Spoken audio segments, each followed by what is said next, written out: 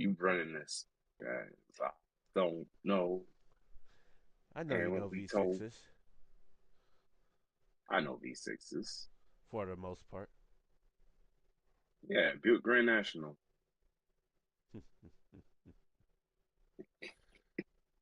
He said, "That's it. I'm a V8 guy." Like, oh, okay. Sorry. You mean the EcoBoost Ford? No, I I'm just don't. kidding. I don't. Yeah, that's it. That's a V6. That's technically a V6. Or, Yeah, or, or wait. You mean the Pentastar? that's a V6 also. Best. Or We go. You know what? Let's do this. Let's rank. wait, watch this. Wait, what else? Wait. Oh, you mean GM's 3.6? I don't even know what they call that. No, what they call that? No, That's also a V6. I forget what GM called it. Yeah, I think they called them Atlas V6. That's also a V6.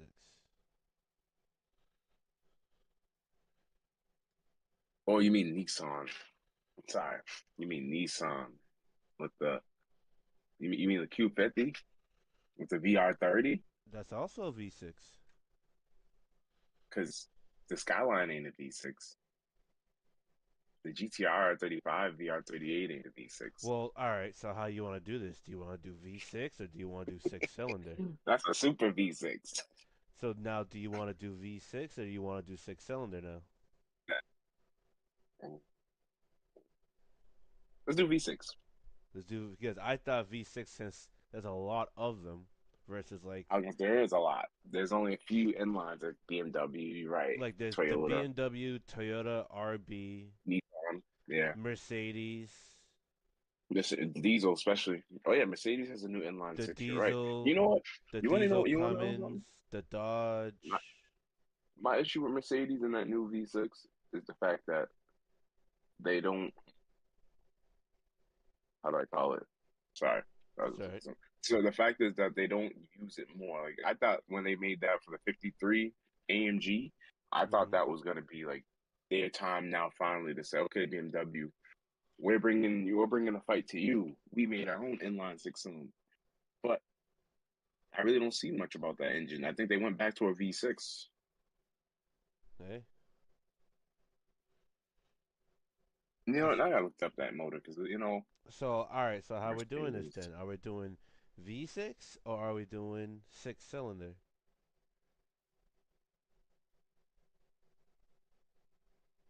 That's all. That's all I want to know. V6 or six cylinder. Once we establish that, V6. V6. All right, cool. Yeah, yeah. I was just looking up the Mercedes. I just wanted to know some things about it. So That's they fine. made it. How long did they make this for? Oh, they still make it. Okay, so it goes in the shares a modular design with other inline four V8s, which are all 500 cc, 31 cubic inch per cylinder. So here's what I'll do. Decent. Okay, that makes pretty decent amount of torque. Well, that's probably because electrification. Oh, excluding the 48 valve. Okay. Mm,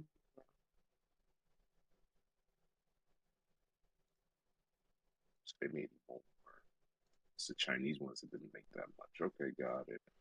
Got it. The DBX? Save. How dare they? Yo. Oh, wow. Okay, it's China only. Okay, that's why. China only. The Aston Martin DBX in China comes with Mercedes inline six. That's crazy. Okay.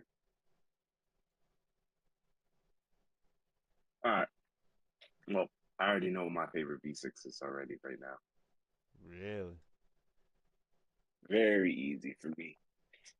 That's going to consist of, because everybody has the norm. So, I'm not going to go with the norm. My choices are going to be outside the norm today. My choices are going to be all of the underdogs that I feel like have not had time to shine yet and really show off their true potential.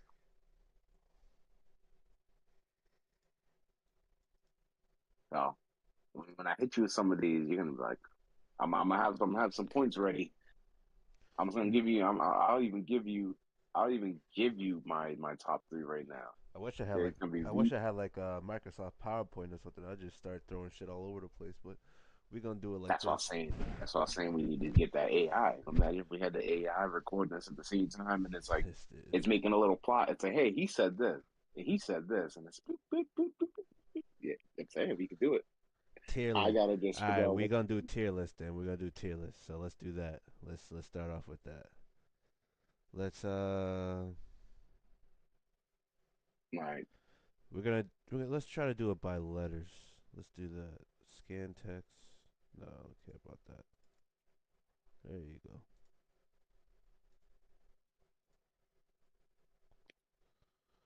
Alrighty. Oh, what are you doing? oh, Oh, okay, it's doing that. Searching. Oh wow, I can mess around. Adjustment, markup. Nice. Ha ha.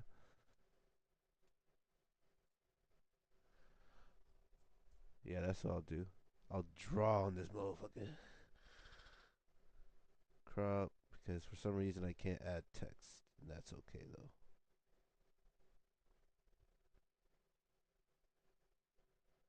Adjustment filter crop. Blah blah blah blah blah blah blah.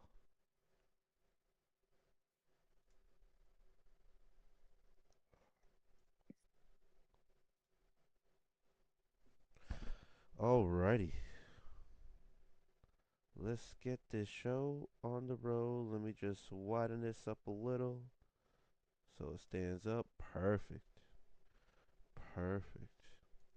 Alrighty. Welcome, welcome. We missed a week, but we're back. Let's start off. We're gonna do things a little different. As much as we like to look up on news, we yeah. gonna have some fun this one. Best V6. I'm gonna write this down right now. Markup.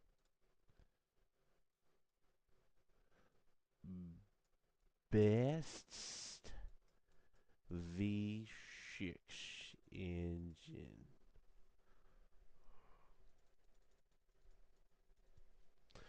Uh, so we're gonna start off with you though.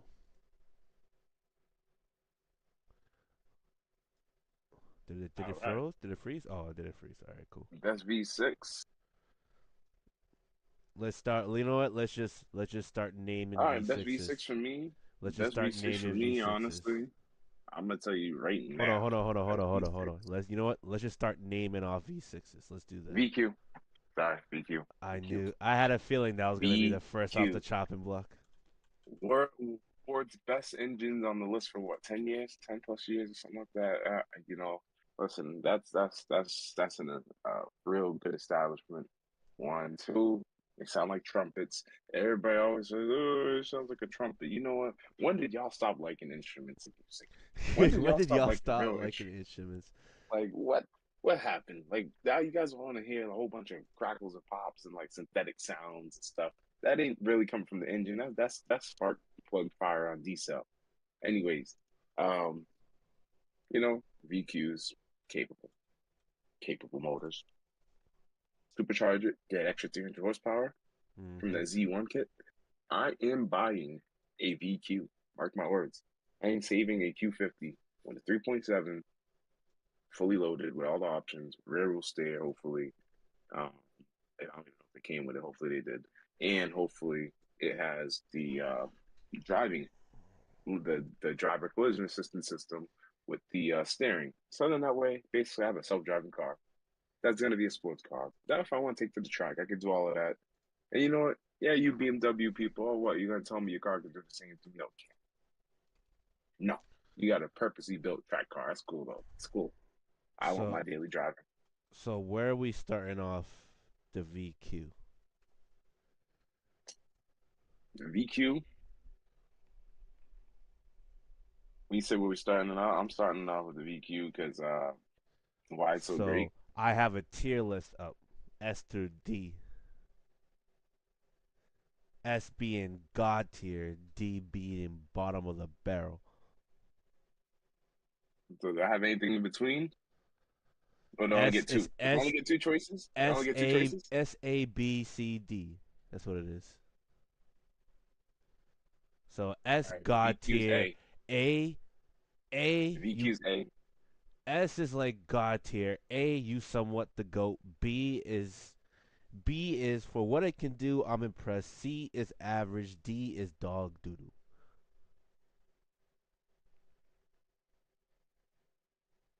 Yep.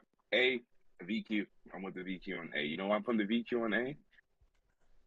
It's uh, it's just that good.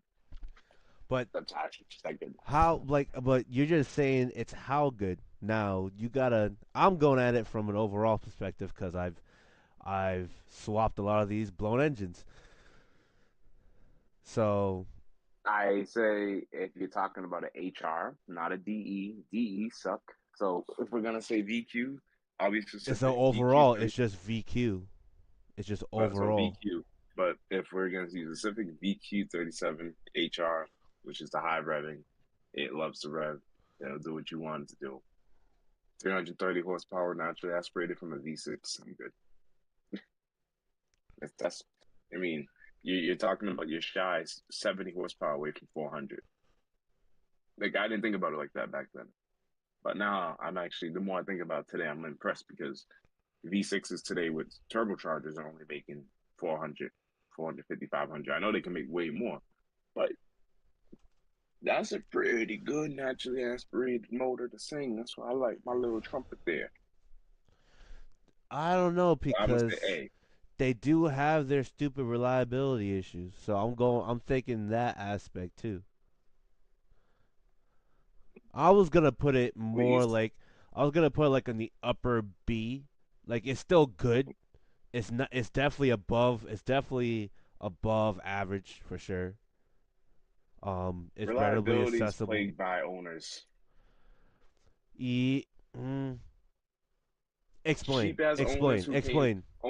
owners who came from a Honda Civic do not deserve a VQ. VQs are in the same category as a BMW in terms of maintenance, but people aren't ready for that discussion. They again, I've been telling people for years the VQ, especially that platform in the later years, just like my V8 and all the Infinity products, they Yeah. all had VV VVEL or VVL basically, which is variable valve and event lift technology. And basically, it's the same thing, similar to BMW's Vanos technology. So there's a reason why Infinities and BMWs, like I compare them very closely because they both give you that instantaneous throttle response due to that those systems. They don't need really a throttle body. They can run without a throttle body. You can take the throttle body off the car, and the engine will still run and idle perfectly fine. So these motors they're a little bit more complex, but people don't want to have that conversation about Infinities being a little bit more complicated than your average car.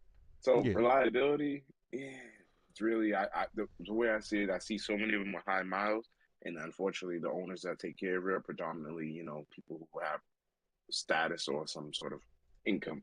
Otherwise, if they don't have high miles, they're usually owned by the poor. I said it, the hood, the ghetto, and they end up becoming a takeover car. Just going around doing donuts, you know what I mean? They're not checking the oil, they're just driving it, eating the piss out of it, and that poor thing's just falling apart. But that's all I have to say about reliability. I see a lot of them high miles. The 3.0s, I can't really say much because still new. I haven't really seen them personally firsthand, but I know there's a lot of VQs for sale with way too many miles that you're like, wow, this thing almost has 400,000 miles. Like that's pretty cool. I do like it for that sense, but still, I'm still thinking about its own, let's say, capabilities, like what it's what it can do Cap that up. what it can do is impressive. Don't get me wrong. What I guess gets me a little tight about them is uh is the reliability aspect is really what gets me like pisses me off about them. Like let's say for example poor oil consumption, lifted head gaskets, but that's usually that was more they remedy that, so that's actually not too bad. Throttle actuators suck. Sometimes spark plugs rip through the threads on those particular engines. Now, mind you, I'm going based on the experience of the engines I've dealt with, so it's a little, I would say, different in that sense. But that still doesn't, I guess, lead me to be like, oh no, they're still worthy of A tier type ordeal. That's what I'm saying. Let's bring this over here. We gonna use Adobe until it runs out, until my subscription runs out. We making this on the fly, but that's how you know it's genuine.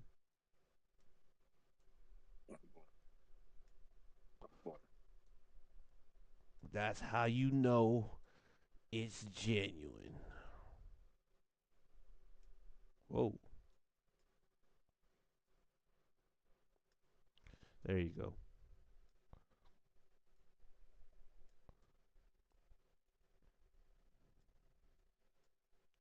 There we go. Now let's shorten this. Why won't it let me shorten?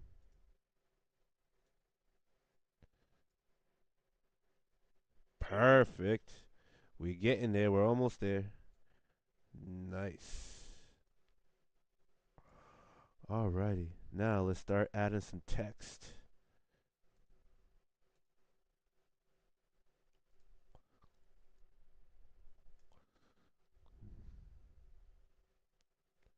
We're gonna do it like this.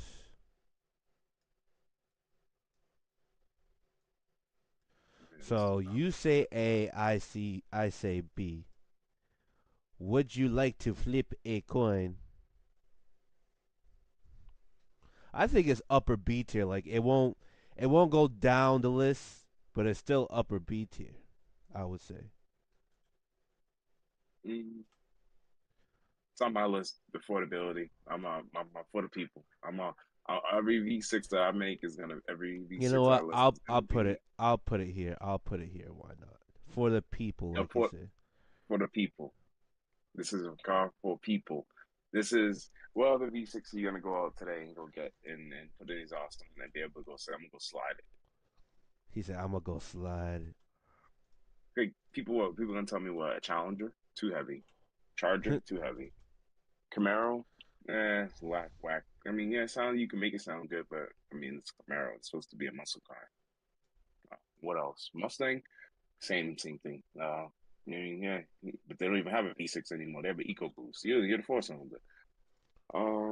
But BMW, that's an inline six. I mean, we're good in its own right, but we know inline sixes versus V6 is different. Mm-hmm.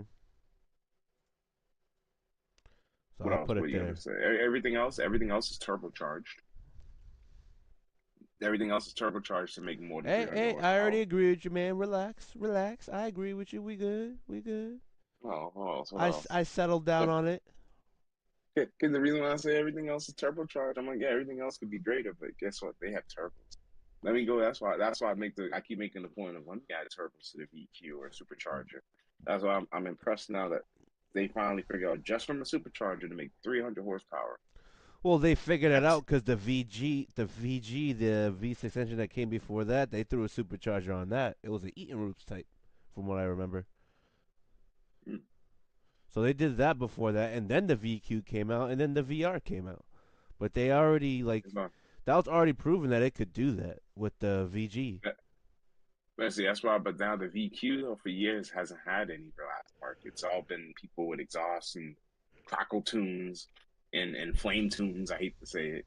It's gonna Mm. look cooler than me. Sit there to me, you know what I mean? And then now their bumpers on fire. It's like, really, come on, He said now that bumper's on fire is wild. but so like now I'm like, hey, yeah, like that's why now today I'm like, as the VQ ages, yes, it's slowly becoming on my list of great V6s because of the potential, how many cars it came in. It came in what all the SUV, well, not all the trucks and SUVs. Those are different, but you know what I'm saying. That same platform. So like, it's only a matter of time. Someone's like, hey, let's take this and modify this too. But all the G35s, 37s, Mm-hmm. coupes and sedans, FX35s and FX35 and 37s, EX35 and 37s, which the FX is basically the four door G35 sedan, G37 sedan, and the EX is the coupe SUV. Yes. So, what else? The M37, M35 back in the day. Then you had, I mean, I'm like, the V8 is different, so I can't say the V8. No, you Yeah, I mean, cannot. and then what? If you really want to say, you can get the front wheel drive versions too that came in what Pathfinders, the QX60s, uh, the Nissan Maximas, which I personally want to get a Maxima, the 6 speed swap. Because another thing to go on a VQ rant, the VQ has always been limited by a terrible transmission, either a CVT, and if it Mm-hmm. had a manual, it was either the older VQ, and nobody, the people who I hate to say it, demographic, which was what Ultima 6 speed manual. Come on, these are Ultima owners. It's not like these were like G35, 37 owners where like, yeah, but even then, back then, those owners were typically older people, so they weren't modifying their cars. They were No. enjoying them stock, just smoking people. They were like, hey, let me run your Camaro or your Corvette. You want to see something funny? Like my family sedan beat you. They were enjoying the stock. So that's why. That's why. Today we're finally seeing the true raw nature of the VQ, and there's people that actually have a budget to play with it to modify it. That's all. All I'm right. done. I'm uh I'ma start What you got? my What you pick got? off with the What GR you got? engine family from Toyota. Hmm. I would Hmm. also I would put it on the A list also because only because of little to no issues and people are tinkering with them now. They have been tinkering with them before because it came in the earlier Lotuses. Back then before they used Toyota engines, they were stupid unreliable. Now they use Toyota engines. They're stupid reliable. Um, little to no issues. The 1GRs came with what was it? It was a cam on bucket actuator. Everything else after that was a finger follower. The only thing I've seen them had issue with is timing cover leaks, but that's like I would say that's a direct injection version ones, but other than that, very little issues. Very little issues.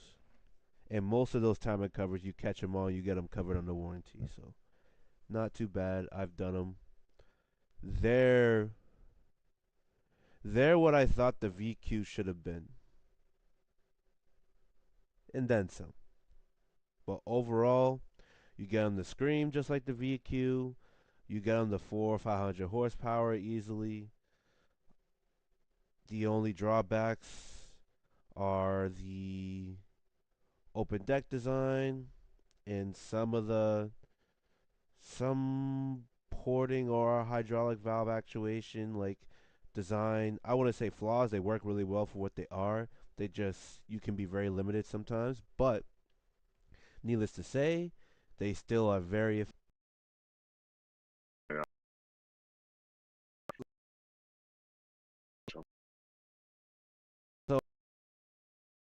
close to what is it? Being an S tier engine just because of application alone. But I could also say the same thing with the VQ. So That's now, so now, I just looked this up. The highest naturally aspirated build 2GR is around 493 horsepower to crank, right? yeah. But again, but then that's what it says. But then I hate to say this is why I don't like AI. So naturally aspirated 350 wheel horsepower. That's probably the most right now because I'm talking everything else about is out the the gate from the. supercharger. We talk about like we're gonna talk about out the gate from the factory, and then we could talk about what its potential can be. So like obviously out the gate, it's not a lot of power. It's like three. I like this. I think it's 320 to 350 350 depending on the application, maybe. Just like the VQ. The VQ is right around those horsepower numbers from what I can remember. 268 to 314. I was gonna say Toyota's always down on power compared to Nissan. Nissan's like I say, Toyota, Mercedes, they don't care to put. They have a lot of power. They don't care to put the most. BMW, Infinity, Nissan. they're like, hey, you know what I mean? We got most, we got more. But No, even but BMW be sandbagging sometimes. I mean, well, that's the thing. BMW's known for that. They're known to be like, we don't have that much power, but low key and low key, I felt like I said, I feel like Nissan did that with their not with the VR, but I feel like they did it with the V8 because there's no reason like I said like when people dyno it, they're like with this transmission, this drivetrain loss doesn't make sense, but it's like okay, it's like all right, Yeah, whatever, we'll take it. yeah, fucking Yeah. See, in the 2GR is one of the more like like you said, one of the most capable engines, especially the way they built it. So if you're gonna talk from the factory to factory, there yes, the VR, I mean VR, the VQ and the 2GR are very basically hand in hand, evenly matched. They're basically like one and the same. You know what I yeah, of mean? course. One focuses more on reliability and smooth experience with decent drivability, and the other one focuses more on trying to give you the max performance at the expense of a little bit of reliability and smoothness. Because I'm gonna say, personally, people are gonna say the VQ is smooth, but I have a feeling I bet the Toyota V6 would be even smooth. Like, I mean, you probably don't even feel it running versus the VQ. You're probably gonna feel like a little like Little harmonics. vibration. Yeah. So they're both really, really good. So like I'd say, yeah, you probably should keep it in the A category because again, car for the people. Again, this is why I say I'm not someone I'm not gonna just bash it. I have my pros too. Car for the people. It came in how many cars? The Camry, uh, the RAV4, Mhm. the Lexus variants, the RX, Mhm. the ES, the IS, the GS 350. Like it came in rear wheel drive and front wheel drive version. Same thing like the Yes. VQ. Yes. Uh, what else? What else? What else? What else? It came in. I'm missing a car. Obviously, the Highlander. It came in the what's the name of that car? The Venza? I think it's the Venza. No. Yeah, I think it came in the Venza back in the day. The old school, not the new electric Venza. Um, yeah, it came in the Sienna, the minivan. You know, same. I could say the same thing for Nissan's Quest. The VQ was in it too. It's like you know what I mean. And I remember before I used to want a minivan because those were the lightest cars at one He point, said, even "I though they were used the to want biggest. a minivan." Yeah, because they both came with V6s. The Toyota Sienna was one of their fastest cars at the time because they had the 2GR, the V6, Mhm. or then the RAV4 came out in like '07, '08, '06, I think, and then that became their fastest car. Same thing with Nissan. The Quest was like literally one of their fastest cars, aside from like the Maxima sedan, because. And then if you wanted something lighter than the Maxima, you got the Ultima with the VQ, Uh, and you preferably got the 6-speed manual or the 5-speed manual, just to be really fast. But yeah, um, this is a the engineer. You kind of have to say, yeah, it has to. It deserves A because not only that, Lotus uses it. You know what I mean? And you know how it is with any motor that's using a performance brand. That motor usually just takes off aftermarket wise. oh, of So course. they don't have an issue with that. Nissan doesn't have an issue with their own platform only because they put it into a car like the Z, and the Z basically has its own cult aftermarket following. So that's kind of what's always helped them. So cars like the modern day Skyline, which I'm always going to say the G35, G37, Q50s that people in America have a hard time understanding. So, um, it's like, what more do you want when they give you cars like that? That is true. What Both more do you parties, want? because like Toyota made an engine, Lotus uses it. So that tells you everything you need to know. But over here, nobody touches Camrys and modifies them. You hear me say it all the time. I'm like, yo, man, I want to get this Camry and do this. And you're like, save your money. You're like, don't do that. You're like, save your money. Why? And I'm like, because it'd be cool. Everybody has this Honda, Acura, Honda, whatever, and this Nissan. I want to do a Camry. You're like, save your money. But you're like, I get it. So you're like, save it. And that's just I'm gonna end my rant on that because these are platforms that are available for everybody the same way like a Honda or a Chevy LS is everywhere, but they don't get touched because they're not as popular in the racing modification underground. I don't know the describe it world, but they're just not popular in that aspect yet. Yet. But oh, you know how the world goes. You know, all it takes is one person to It open takes up a a little can of bit, yeah. worms, It takes, and yep. then now everybody's gonna come flocking over. And then now, watch one day we will see that the prices of Camrys will start going up, especially given this whole tariff thing. Who knows? You know what I mean? All these old motors that are known to last forever, and all these new cookie cutter cars. I'm done. I'm done. I'm done on my tangent now. I'm done. I'm Well, over. you still gotta I'm over it. talk because it's your turn to pick a V6. Mm, V6. Okay, so pick another V6. Mm-hmm. All right. This one's gonna be tough for me. I don't. I'm saving my S tier for obviously for the last. No, Because you could use it I'll right save now the if you best. want. Don't matter. Nah, nah, nah. So the next V6 I do want to put up there, actually. So you already said the two GR. So what I'm actually gonna select now. It's actually gonna surprise you. And this one is going to go under. So we got A, B, C, D. So I got B, C, D. You could So pick as many V6s as you want. We're gonna this is agree to going to rate be them where going they to are. be this is going to be the Buick Grand National V6. Of Or I course. will, and you know what? I'm just because I'm not even gonna call it just the 30. I'm gonna call it the 3800.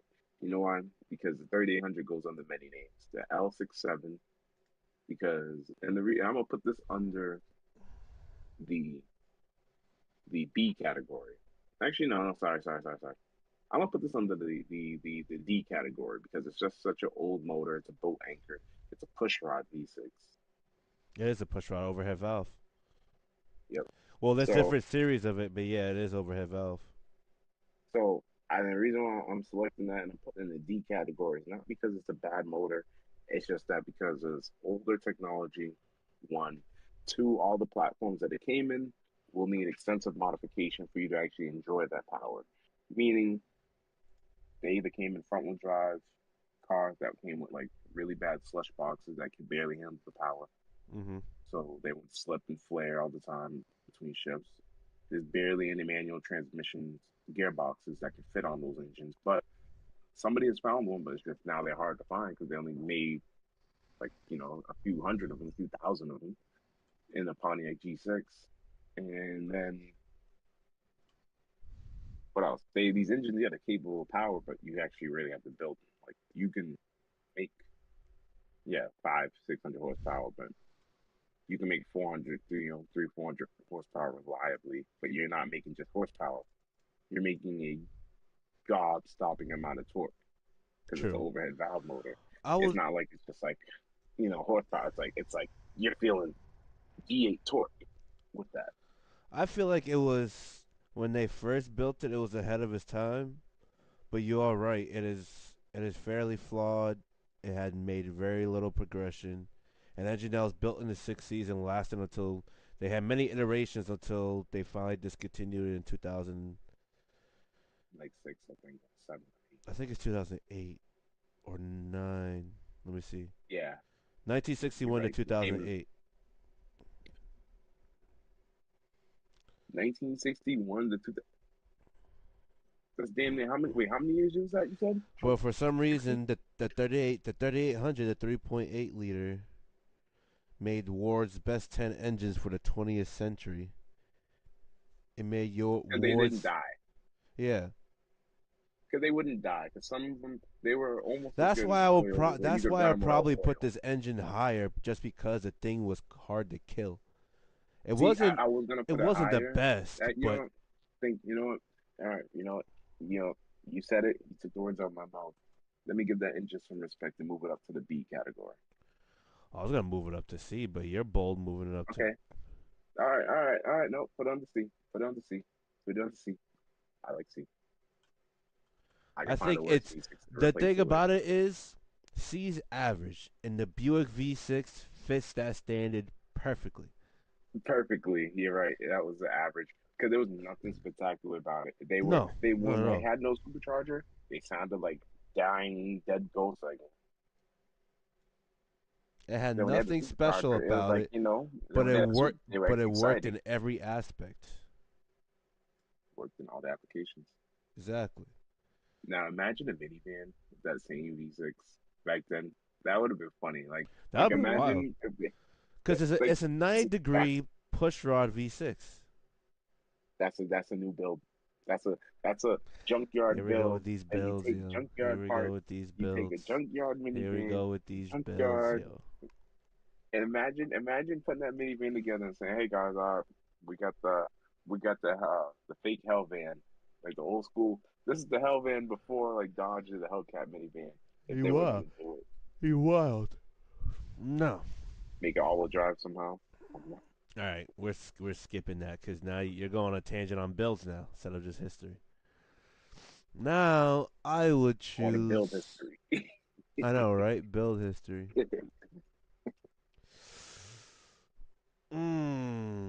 You know what? I'll start this off. I'll start this Okay. off right. The Honda C engine. Wow. Is that the one out the NSX? Yeah, probably one of my favorites. I ain't gonna lie. Okay. The one that it that the one that that that that showcased their technology. It had many iterations. Uh, it's most known to be in the NSX, but this actually came in the mid '80s Acura Legend or the Honda Yes. Legend, Yes, it obviously did. everywhere else. You're It, absolutely right. so that was I believe that was a 2.5 liter version, 2.5. It was Yep. single overhead cam also. Same thing with they had a 2.7 liter version which came in the late '80s, early '90s Honda Legends. It came in the Rover 827 and the Sterling. The Vigor. Yeah, the Vitesse or whatever. It also came in the later Acura Legend, and it came in the mid to late '90s Accord, the 2.5 liter. And then once it got to the 3 liter, that's when it got dual overhead cam. It was the first time they used VTEC. It was still 90-degree bank angle. It had offset crank pins, which made it evenly fire every 120 degrees. Had a pretty decent high revving engine for when it was built at the time. Again, they had many iterations of this. This particular one, the C30A, which is called, dual overhead cam, VTEC, 3 liters, came with titanium connecting rods. It was the first engine to ever come with titanium connecting rods in a mass production vehicle. It achieved, I believe, 8,500 RPM, some shit like that, something crazy like that. It just 10.2 to one compression. Has ductile iron sleeves, 4 valves per cylinder, direct injection, ignition coils. The list goes on. It was just a first of a lot of things, and that I would probably, because it's so good, and I never, I guess, would say seen an issue with these particular engines, and they just bored and stroked it and bored and stroked it. I probably put it in. It'll probably be my first entry to the S tier, maybe, but I might back off and put it in A. But because of what it achieved in the iterations it had and what it's known to do, I although yes, people swap K's and K in those and all that shit. It did a Yeah. lot for Honda. It did almost too much for Honda. That Yeah. alone, I would probably put it in S tier. I don't know about you. Honestly, because of everything you just described about the motor, how good it is, I almost want to move it up to that. I almost believe it should be an A or B. Uh, Like I almost want to say because of all the technology that's in it. You know what I mean? like the titanium bits in it, like especially back then, like and how reliable it is. You know what I mean? You're not really It was hearing just much the first. It failure, was the and it was like a first. world engine. Like Yeah. I'm not gonna say world engine, but like it was used around all the Hondas at that time, the bigger premium Hondas that had to make a name in not only just the U.S. but all these other places too. They had to have decent amount of power, which for it to make that much power, especially back then, I can see why these type of vehicles were flying up and down the road. You know what I mean? If you had a Legend and you had an Acura, Vigor, or the other one, I forget the name. Any one of these cars, you would have banned. You know what I mean? You would have banned, and the thing was basically like a bigger Honda. Yeah, but it was also the first of many things. It was the first time they ever built their VTEX. It's the reason why VTEX known for days because of this engine. The first time Yeah. it was the first time any manufacturer during that time did use titanium rods in a mass production engine. That's another big thing. It was another Yeah. first for a direct injection. It was just a first of many things, and it executed everything right, the way I look at it. So So I would put it in S. You say A. So flip a coin. Like, what will make it an S tier engine? all right, How can you make it an S tier engine? I personally think it tier already engine, belongs S at S. tier. S tier is because I feel like I kind of know what S tier engine I think you would pick, and it has the letters A and R in it, and it's derived from somebody named with the letter F. Which is fine. But but so that's the reason why I was thinking this. I almost wanted you to put the two GR in B, but I want the two GR to be in A, and I want this to be in B since it's older technology. And but the thing is, the NSX wasn't a mediocre car; it was above average. But I guess now we could technically say the older But you Acuras gotta, all are right. But because they yes, weren't it average at came. the time either. Yes, But they weren't average either at the time. They yeah. weren't. Today they might be considered average, but they weren't average at the time. These were cars that were like, you know what I mean? Like it was like, yo, listen, you know what I mean? You got people getting out there saying, why would I buy a Benz? I'm not gonna go get this. This is gonna be way better. You know what I mean? And it probably made just as much power as the Benz back then. I understand where you're coming from. My only problem is it was the first of many, and it's still reliable. It's still revved high.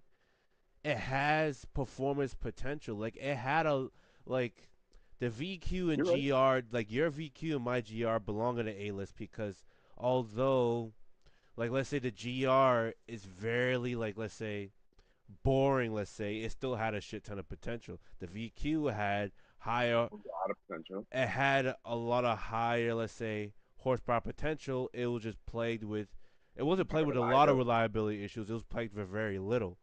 But so like It still has if it enough to make if it it say, had the reliability of a you GR, know, that the VQ would probably be borderline S tier. It could probably make it to S tier, but because of that, and yep, especially with the VR, it like the VR brought it up a little, but everything else brought it to where the A is. The GR is a great V6, reliable V6. It just never was meant to be like let's say power hungry like the VQ. So you get imagine. those aspects of it. Honda when they built the C series engines was the best of both worlds. It was reliable, fun, high revving, had a good amount of power for when it came out. Like it's crazy.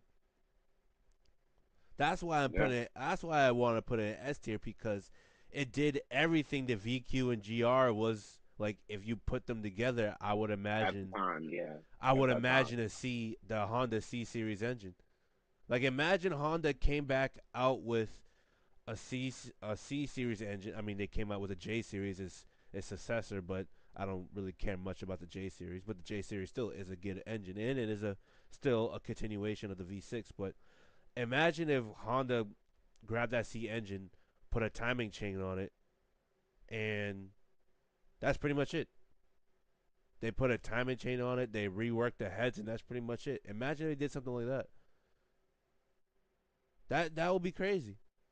That like you could kiss the GR and the VQ goodbye if they I built something get it. like I that get it. later on. I get it. So Well, let's see. And next thing you know, all right, not bad, not bad, not bad. See, now I want to know, right? Okay, so yeah, the J series is 60 degrees, where the C was a 90. Yeah, I mean this is the first time we heard of 90-degree V6 like Buicks do it. Like a lot of other companies, well, not a lot of other companies. Companies were doing it back then. It was just who's done it as successful as Honda first.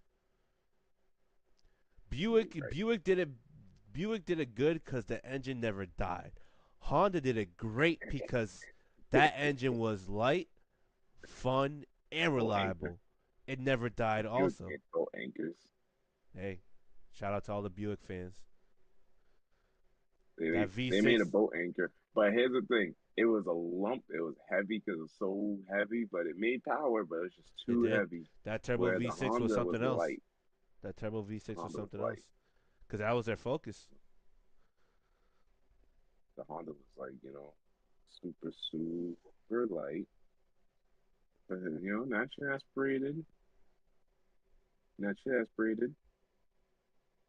And then they had the turbo one, yeah, which Yeah, the very first ones, the 220 C, the C20s, the C25s came turbo, because it was single overhead cam, but they came turbocharged. And then when they went dual overhead cam, they said after turbochargers, they created their own variable valve timing system, which is the VTEC. which is basically, I mean, the VTEC was supposed to be the replacement for turbos for a while, which it was. It Sure it was. it was the first of Effectively. VTEC, and it did the job really well. Yeah, it's 290 horsepower, Z32B. 290 horsepower. Okay, that's the highly tuned version. But it came in the 97 to 2005 NSX. 290 horsepower and 224, so almost 230 pound-feet of torque. That's pretty good for a V6, especially back then. Well, it's not only that; it's what other engine you Wow. could think of, even when this engine came out in the early '90s with the 230 horsepower variant, or when it came 230 horsepower, or the C30A, which came in the NXX that had all the gadgets and gizmos. What other engine was doing that in 1991? Yeah, no, Naturally that's what I'm saying. aspirated. Yeah, that's what I'm saying. Guess That's who what was I'm guess who doing. was doing 230 to 300 horsepower in the Out of 90s? a V8, Exactly. You you got a had to get Ford a and Chevy. V8. You had to get a Yeah, V8. Ford and Chevy. I know. That's And that's why I said it. That's and why I they keep were saying and they back were then. barely touching 250. And that's why I made the comment. That's why I said back then. Why do you have bought a Mercedes or anything else when you could have bought a Legend? You know what? That's why I'm I a understand how iconic the I'm gonna Legend do was this back then. You know myself. what I mean? Honda C series is going right there. S tier. It earned There that. you go. We keep talking about it. We keep seeing that it's done way too much for when it came out. Honda C is going right there. Yeah, you got a point. You can think about it. If V8 or a V10 or a V12 was only making what 350, 400 back then, so you mean tell me this engine was only 100 and like 20 horsepower shy away from potentially keeping up with these cars because Naturally all it needed was a turbo. aspirated. Exactly. Not so like now if they added a turbo, this car would have been right there, especially because it was much lighter. Nah, Honda C is Yeah. going right there. Okay. Honda C is going right there. So we All got right. Honda C, VQ, GR, and the Buick V6. So now it's on you. Next V6. Next V6. All right. My next V6 is the runner-up, and this engine has been seen pretty much everywhere. EcoBoost. The Ford EcoBoost. Ooh. I I want to didn't care put for it that first. I want to put it in A, but I feel You like see, that's I know what you're saying. I didn't want to. I wanted to, but I'm only putting it in B for the cars that it came in. I will put it in A if we're gonna say we're specifically talking about the GT, the Ford GT variant, or the Ford Raptor variant. But if we're talking about all the other regular variants like the 3.0, 2.7, and the first gen 3.5s, I want to put that in C but it's like because the reason why, I mean, or D. You know why? For reliability. yeah. Because in the beginning they were unreliable. The new ones Yeah. today, they're good. They've figured out the mechanics. So unfortunately you gotta look at the platform as a whole, not a specific. And the fact that it's in the trucks, it's in cars, it's in Mustang Okay. EcoBoost, like it's in a lot of things. And the fact that The they grabbed it, put it in the GT, which is pretty cool. Like, granted, we were all looking forward for a V8. You know, it proved its worth. And then when they built the new Ford GT Mark IV, they boarded it out to 3.8. Did all like okay. I was reading the article actually yesterday because I got the issue of race engine technologies, and they did a lot of trick Hold shit on. Hold to on. Hold on. Ford Mark IV. the Ford GT Mark IV. Ferrari in Fort Lauderdale has one they're selling. Oh my God. They boarded and stroked it to 3.8 Oh liters. my God. Wait. Wait. Is that what the headlights actually look like? Yeah, it's like the little. Nasty. Oh my God. Yeah, they boarded Oh and my stroked it to God. 3.8 liters. They reworked the crank a little bit. They were able to use the factory crank. They just shut it off for like weight. Can you They put that use in? custom Let's see that. They use custom titanium rods, custom forged Yeah. Let me aluminum send you this. pistons, fully coated. The head was the tricky thing for them. They had to rework the heads extensively. But yeah, no, it's a for what the engine can do. I'm quite impressed. I, I'm done fantasizing over it. Yep. No, that's yeah. Yep. That's impressive. 800 horsepower. Yeah. B. B it is. It deserves it. It's good. But that's like It special. That engine in that 4 GT is like special. It's I like almost one wanna, off. yeah. That I can see why you said this almost deserves to be an A, and now I'm almost want to be like, yeah, those two deserve to be in the B now. But okay, I made That my choice. EcoBoost can I'm gonna jam, go. yo. You can find them cheap. You just gotta fix the You know what's funny? reliability issues. I've been thinking about getting an old like Fox or like an old like Cougar or Thunderbird or something like that, and just get it cheap. Oh yeah. Get one cheap and just throw it in there, and then because it's not something. It's not really something I would keep long term. I'd enjoy it while I have it, Mm. but that's something you could turn around and probably sell to another Ford fanatic who's gonna be like, yo, this is all a way of Ford. You basically took my favorite old school Ford, modernized it, and I can get like 30 miles per gallon. Yeah, they'll be happy. Alrighty. So I'll go. And since I work here, I'm gonna go with the Alfa Romeo 690T. I wanted to grab another engine from Alfa, but I'm gonna choose this one first. In stock form, it's great. Mm-hmm. Nothing's actually really wrong with this engine. What's wrong is the car that it goes in, and it's solely because of electronical issues. But the engine itself, I would. It's either mid A or or it's definitely the top of B. Like it goes past the EcoBoost. I know it goes past the EcoBoost. I was gonna tell you that past the EcoBoost all day. So I'm gonna say that's definitely top B. It's really A and almost S tier, but yes, I yes. see. Now that's the thing. I wouldn't put it S tier because Huh? of, I guess, how limited. Not limited. There's, I guess, not a lot of people touch it, so I wouldn't. I feel like it has potential. It just never went there, and No, you're right. You're right. A lot of people don't really they haven't cracked them open. because like, oh, it's a Ferrari engine with two cylinders chopped off. Yeah, we get it. It was designed by the same dude that built the 3.9 liter twin turbo V8 for the 488, the SF90, and all that stuff. I get that. Mm-hmm. My, like I said, my issue. Well, I want to say my issue is the car. I mean, my issue is the car because of the electronics. My issue is that it has a lot of potential, and I feel like I'm gonna have to be the one to kind of make it happen. But Oh, you mean this like get one of those and just drop it in the S2K? No, Got or even like get one of those and like just develop it. Like this engine is like a couple of bigger turbos away from actually making some jam. But no it. You one's mean so really drop it in the S2K?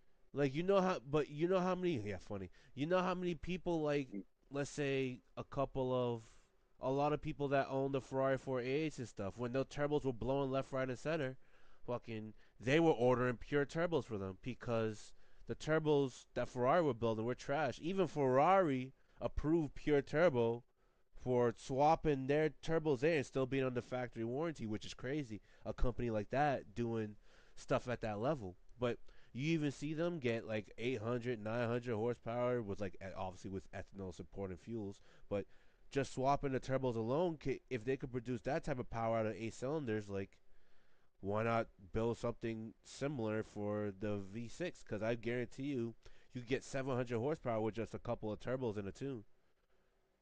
I So guarantee you that could happen.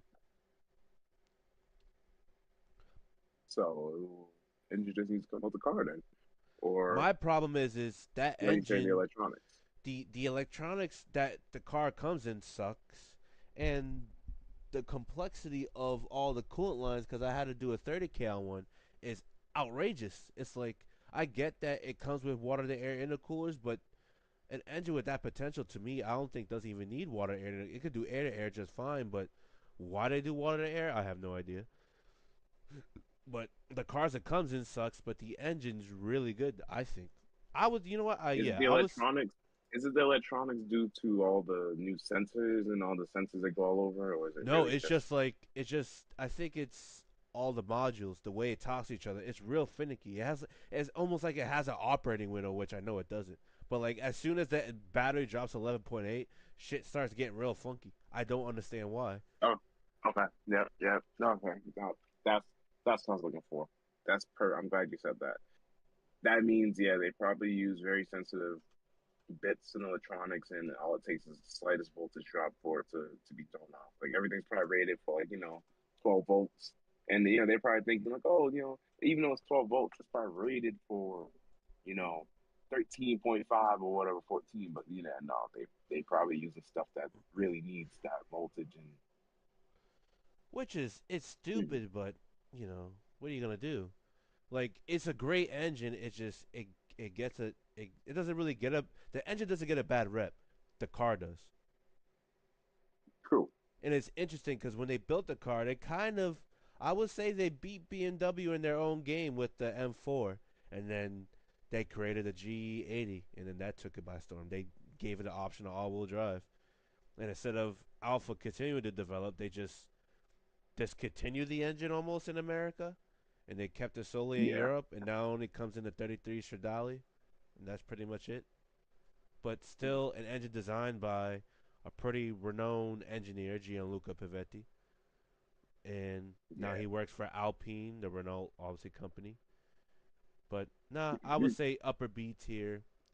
It's not plagued reliability wise because I actually have a couple. Actually, we have a couple of customers that have 100,000 miles on them, so it's not like it's a bad engine reliability wise. It's just the electronics in them suck, to be honest, Yeah. and that's kind of what brings it down a little.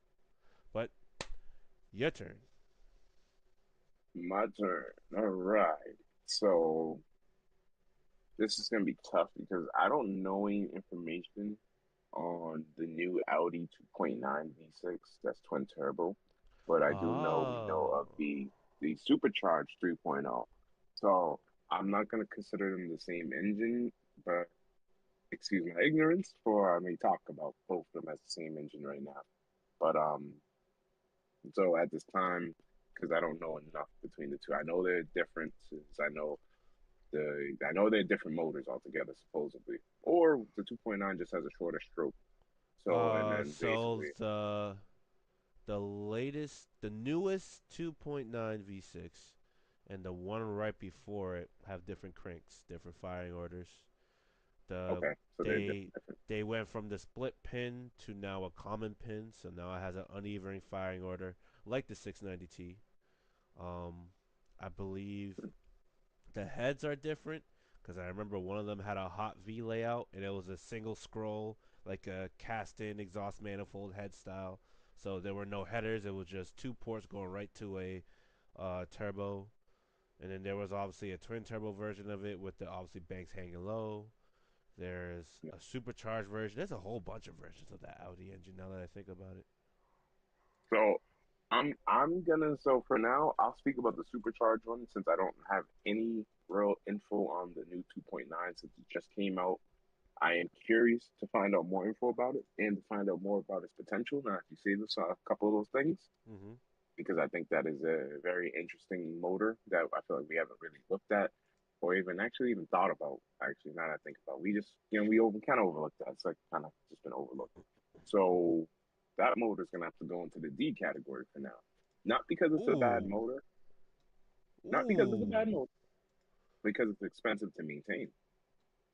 The supercharged one at least. The Yeah, but 2.9 twin you turbo. can't throw it in D for one category.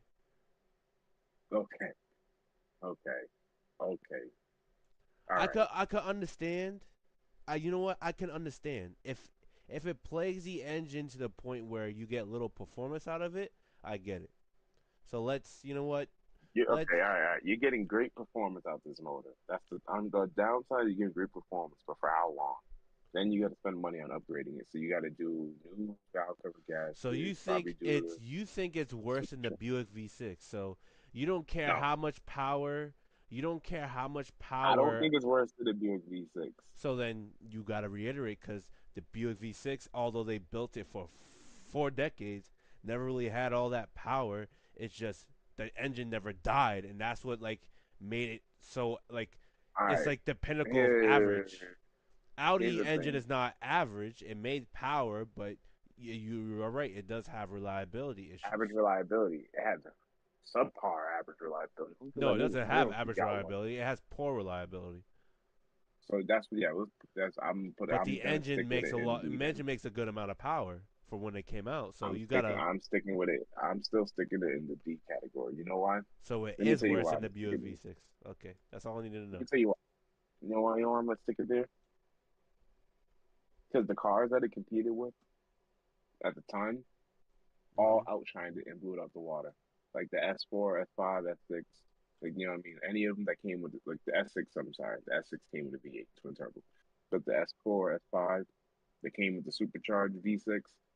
Yeah, they make great power, but when you got a M3 or a C63 that comes out, that's like a fire breathing dragon with a V8, or the M3 with its turbo six, that's like you know making crazy power that says it's making the same power as you guys Audi, and then they're literally like two, three, four cars in front of you. It's like somebody's lying here.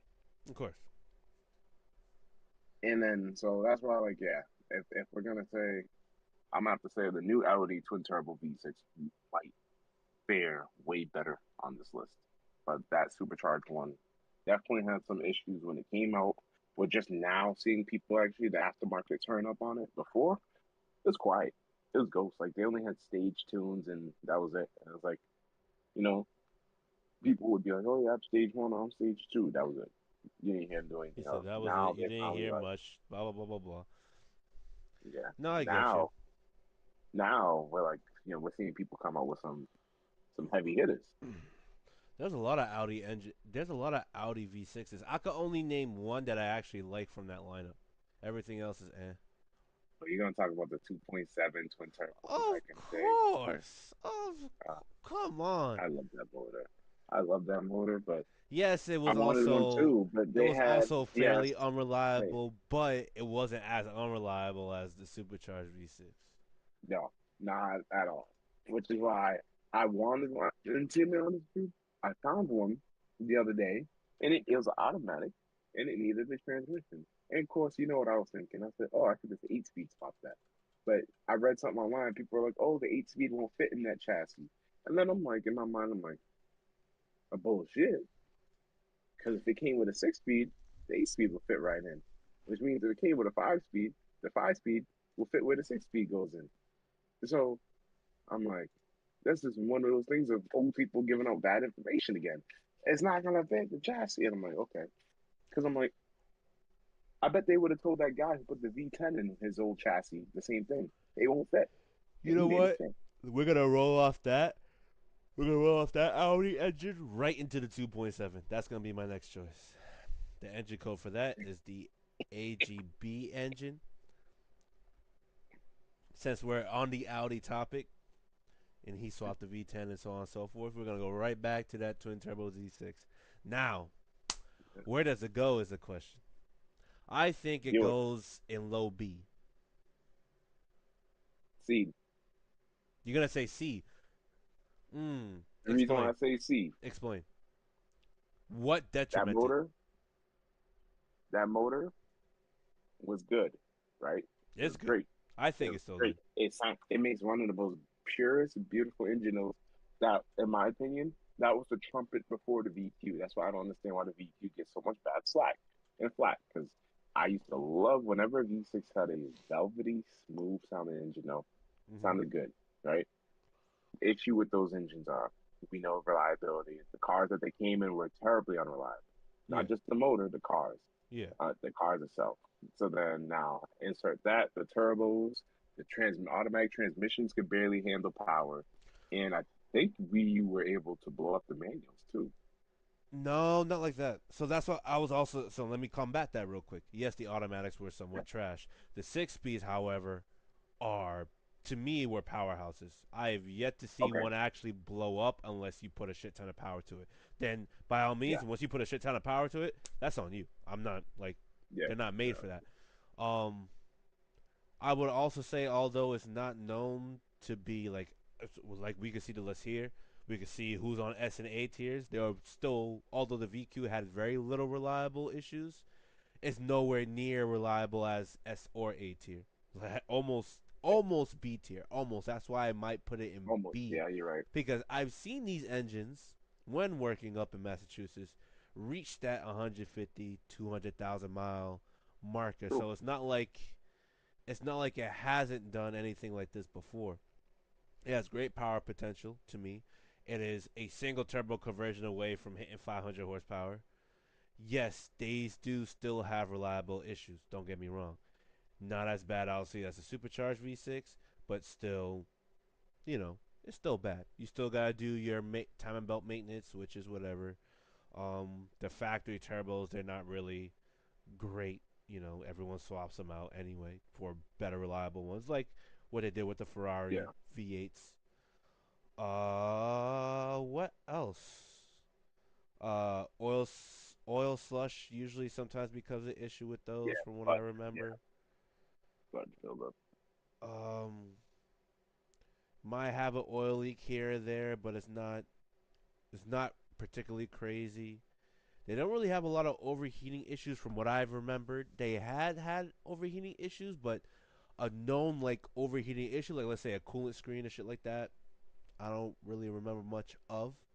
I don't think. Yeah. Uh, water pumps are not bad. They don't fail like the newer ones like that, unless I've run into a Oh great yes, batch of that's these right. 2.7s. That was another thing with the supercharged. Yes, the water pumps. Yeah, they will go to shit. Yeah. But I would say it's mid to lower B tier. You're saying upper C tier. Obviously, it's better than the Buick V6, I think, because the only thing that keeps the Buick V6 at C tier is because that engine will not die. So it's going to stay Yeah. at C tier no matter what. It will never go to Yeah. D tier. Even if we were Um. like in an apocalypse, we know if we found that motor in the junkyard, we can get that motor running. Oh, of course. So I think B. You think C. What else can you think? What else is the reason why you think it stays at C? The 690T is pretty much like a modern I think it belongs in evolutionary the design bottom of of it. B. I would say. I believe that it's kind of on par with the 690T. I just feel like the 690T is like I feel like the modern that's a modern variant of it. You know what I mean? Modern in terms of the power production Yeah, and but modern in terms of this complexity. also Like came it's out like the in same 20. thing, but like This also came out in 2016. That engine came out in like what 2001. that's what I mean. That's why I said like this. That's the only reason why I'm saying like that motor. They both share equal complexity. Like basically, like when you describe like the you know water, the air, the water, the air. Oh, yeah. So this was just regular air to air So intercoolers, shit like that. That's exactly. That's that's the only. That's probably the reason why I'm sticking with like lower B because like it still had a lot of good stuff. It's just Just had a little other shit that came with it. 690T You know what I'm saying? for how it's built, it, for some reason, is actually quite reliable from my experience, but That's kind it of could why I be say better off. that's the reason why I say the 690T kind of earns a spot in B because it can go the distance. So can this Audi 2.7, I but That's why I'm saying but bottom of B because it can still go the distance just like the 690. If the 690T had if the 690T had the fan base that at least the Audi 2.7 people had, we'd be talking a completely different conversation.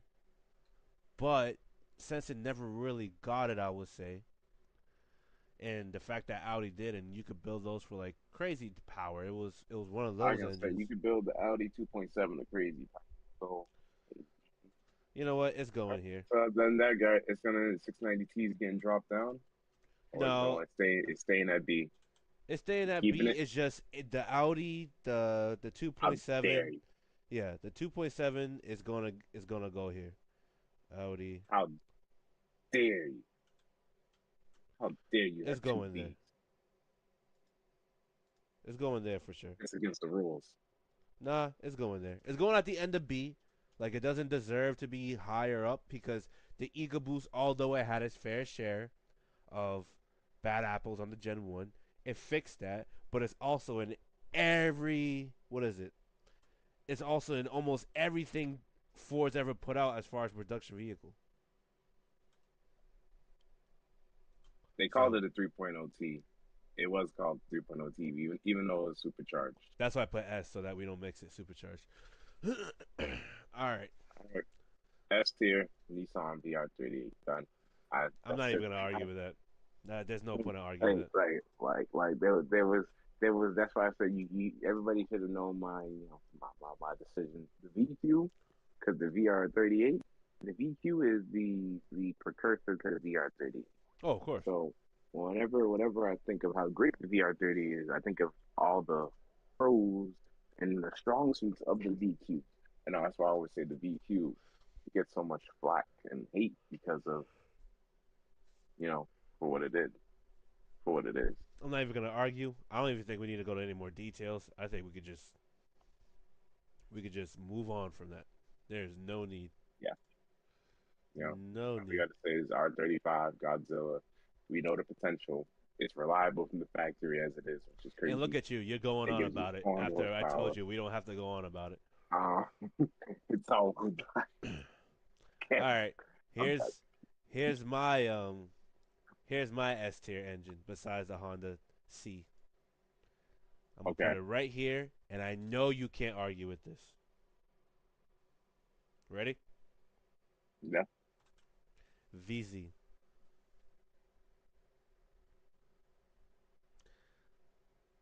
Okay. I know you can't argue with this. Name another engine besides any diesel platform that can go underwater and survive.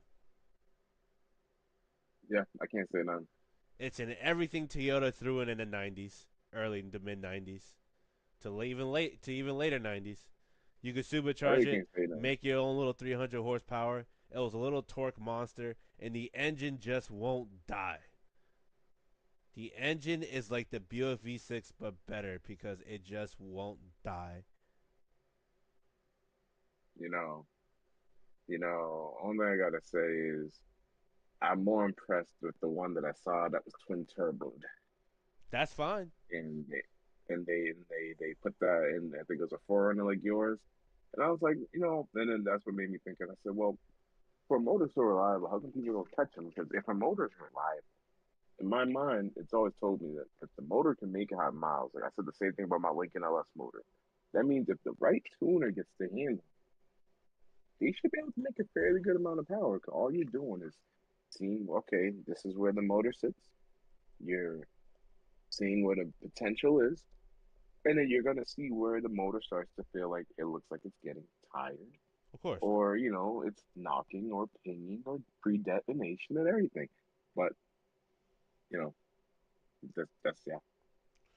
I'm No, telling I you. can't. I can't argue with that. That motor. I'm That telling you. motor won it Yes, it every doesn't day. make a lot of power. It's like 180 horsepower from the factory. That thing got a shit ton of torque. But That thing that. will never But that's the die. thing. That's the thing. We if you compare back then power, that was good That was good. because I remember, you know what? I remember that see, that's a 3.4 liter, right? Guess what? 3.4, yeah. In 2003, my mom's Buick Rendezvous with a 3.4 liter made 185 horsepower. So It you tell never me, dies. does that really seem that bad? Do overhead No, cam, port injection, exactly. And water guess what? cooled. They had two versions of the 3.4 from the GM side. They had a dual overhead cam Yeah. and they had a push rod. We had the push rod, which worked. They was reliable. But the thing is, Hmm. the dual overhead cam made 230, but I would have rather had the Toyota old school engine that we know has worked for how many years? I rest my case. That's all. That's all I have to say. As I long as got it I works, got 400,000 on mine. I'm chilling. can't go wrong. The pinnacle of reliability is right there. Pinnacle. Yes, Buicks don't Can't die, go but wrong. they also had issues. The pinnacle of reliability is right there. Yeah, Pinnacle. you have to get a certain year, and that's when I go into my certain year thing. Got to get a certain year for Any this VZ car engine. for You it get to work. any VZ engine. Bro, you get one that's rusty sitting outside, you clean out the bore, hone it, boom. It'll run.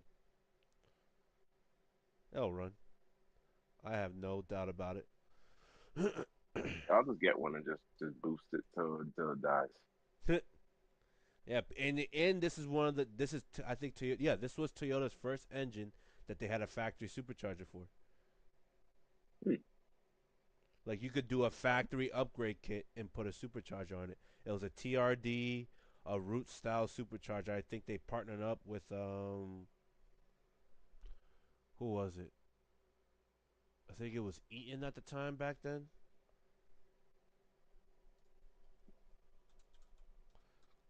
Toyota 5Z TRD supercharger.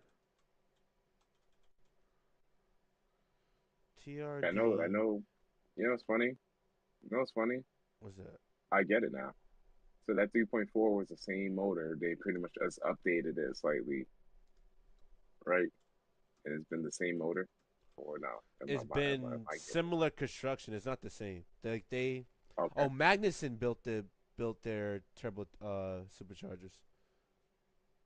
It was a collaboration with Toyota Racing Development, so it was Magnuson. I lied. It wasn't Eaton. But what was I gonna say? Oh, I see what Toyota did. Okay, so they just So the okay. So 5VZ, the VZ had from 1 through 5 had many iterations. Be after that was the MZ engine, which was that's when they which went was all aluminum. 2005. That's when they went all aluminum. It was the first time they went all aluminum with the V6 because back then the VZs were cast iron blocks, aluminum heads. So the Perfect. after that they went all aluminum, And that's when they went one GR. and then no, they went GR, which is obviously another all Yeah, the aluminum, one but the they 4 liter. Okay, okay. Now I got what I needed to know. So they kept that engine for that long, and then they said finally said okay, on to they went basically VZ, they knew they went VZ, then MZ, then GR, pretty much. But that yeah. was pretty much it. But Oh yeah, my God, like I see here, Wiki, yeah, they they went 3 VZ, then they went second gen, then they went 5 VZ, third gen, yep, which is 95 year gen, yep, the yeah. 5 VZ, and then you got the 1 GR, and they had the 5 VZ. Okay, only Japan. The North America, they went from to the 1 GR, Hmm. the 4.0.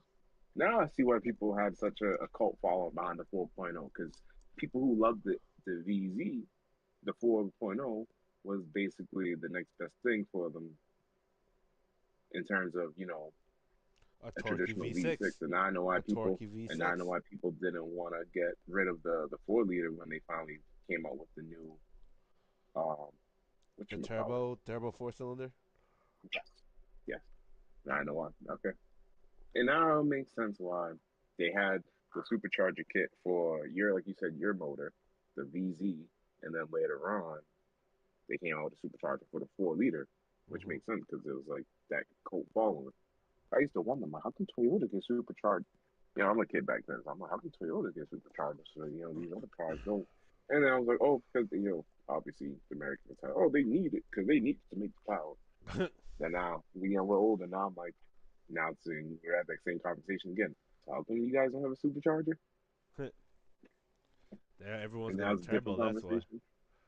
Yeah, All right, your yeah. turn. Your turn, sir. My turn. I thought I hit my five. Nah, Thought you I hit just we my just keep five. going until we think we're good. Till we think the list is Oh, full. keep going. Oh, Yeah. keep going. Okay. I still got a couple in the head. Still got a couple that I can think of. Okay. All right. All right. Mercedes twin turbo V6. Ah, shit. I was looking at it earlier. I still have it up right here. Wait, So which one did he go in twin turbo? M276. Oh, It is not related to the Chrysler Pentastar, except for the 60 degree, the mm. 60-degree angle. Despite it was developed while Chrysler was still owned by Daimler. So yeah, I am selecting this engine. Now, do I know where it's gonna go power wise? It's not that big of a I think powerhouse, I think so this is I'm gonna better I than want to put it the. under a C. I think I this was is gonna put it better under than a the C. view. I think this is like right below the Buick V6. Yes, thank you. I was about to say it's right there because the reason why I was gonna say that is I'm not really sure that they're all that reliable, but they don't make all that much power.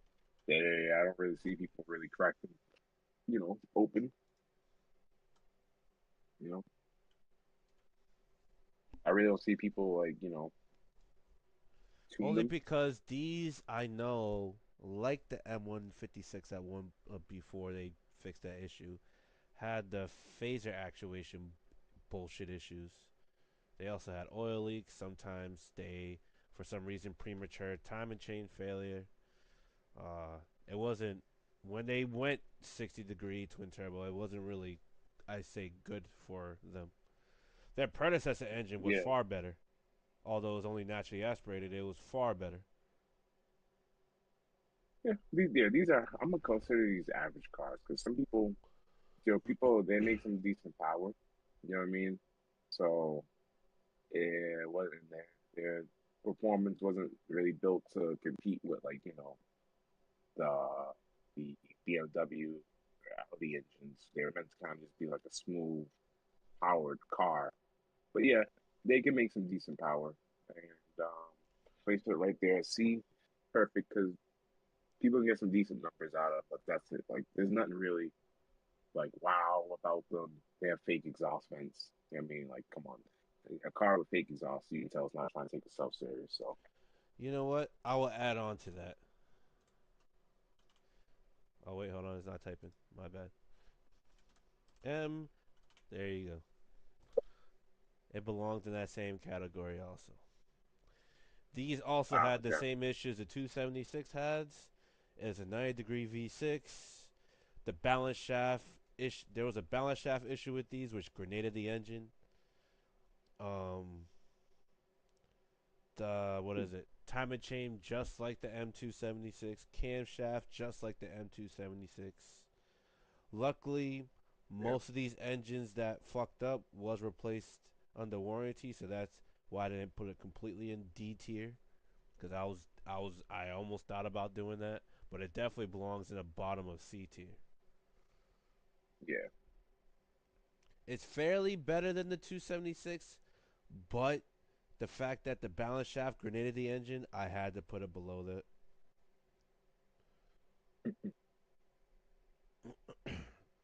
The M276 I think that was their first V6 they did direct injection, which although wasn't too bad, but they also did not have balance shaft issues which grenaded the engine, so that's why it's gonna stay higher than that. It can make grid power, but it's not as indestructible as the Buick V6. So, for some reason, I feel like by the end of this list, the Buick V6 is going to be at the top of C tier. Yep. But Yep. alrighty, your turn.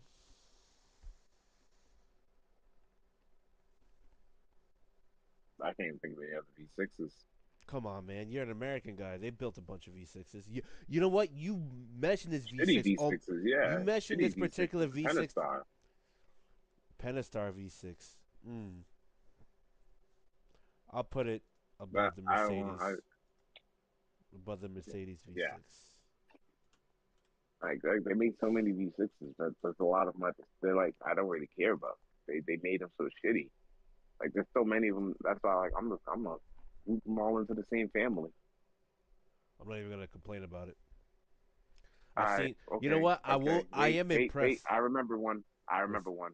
I remember one. what's this one? Because After that, I was gonna say it for you if you don't remember it. I remember one. I remember one now. Go for it. Duratec V6 from Ford. Yeah. I was waiting for you to say this the SHO, but I would no. That's we can't. That's sacred. that's sacred. Wow. That's sacred. That's the Yamaha. That wasn't even Ford. Okay, that's why I'm gonna Hey, say the Duratec it's still on. first. Reverse. We're gonna say Duratec. We're gonna say Where are we Duratec, putting which the is gonna Duratec? be D tier, mm, below or above the Audi? no before the Pentastar because the Duratec was just kind of like a Buick V6, but they didn't come supercharged, So are we and they putting would this last forever. C tier Yeah. or D tier? C tier, C tier, Where though? right after Buick V6, Wow. before the Pentastar. The Duratec is better than the Pentastar. If anybody wanted to argue with me, I'll tell people that the it would basically be like, do you want something that you can go chase the criminals and bad guys and not care, or do you want something that might break down on you? Oh, or that. Duratec was like, it didn't care. All The right. show motor was based on the Duratec, but I mean, Now no, I'm sorry, that a was based on the Vulcan. now Vulcan. I'm gonna save you the headache with the Ford SHO. I'm putting that on the bottom of B tier. Okay, thank you. I was gonna say that has to go on the B. I was almost gonna put it on the A, but you know what? I can't because I had camshaft issues. The cams would eat itself, and then two, the aftermarket support was little to none. So that belongs to me. That's the reason I don't like it. I used to love one. I'm being honest with you. I almost got one in high school. I almost had it. Like Um, that was pretty much. I I got it for was you. Under B is at the bottom of B tier. I was this close to pulling the trigger on a 5 speed, and the reason I didn't take it is because I didn't like that when I started looking at parts and stuff like that. Parts were scarce. You know, I'm always already thinking like, yo, if it's gonna be hard for me to find parts for cars, is it really worth me driving the car? You know what I mean? Uh Like huh. headlights, fenders, engine parts. And of course now, go figure, of course, 20. Oh, you still there? Yeah, I'm still Oh, here. you still there? Okay, sorry. Now it's like my Twitch must have just crashed for a second. My window. Anyways, Mm. um, anyways, just seeing if it's loading because I think Twitch might be down. No, No, maybe you're still not. here with me. Maybe it's me. Okay, good. So anyway, so you know what I was thinking is like it's like, hey, how are you gonna get this motor and keep it running? Parts are gonna be hard to find. You can't even find clutches for it. So yeah, it was like, oh no, but 20 years, 10, 15 years later now, there's people making aftermarket parts, billet blocks for the show engines and, and clutches, tube frames. It's like, okay, yeah, the sky's the limit nowadays. All right, so now I'm thinking, I can't think of any other motor Now it's your turn other again, than, since I saved you the trouble oh, with the my other turn. Ford. Okay. The 4.3 V6 because that's not a 3800. The Chevy unit? That's yep, the Chevy Cyclone, the Cyclone and Typhoon. 4.3 liter Vortec V6. Where are we putting that? That's the 4.3 LB4 Yeah, the with LB4. unique. Uh,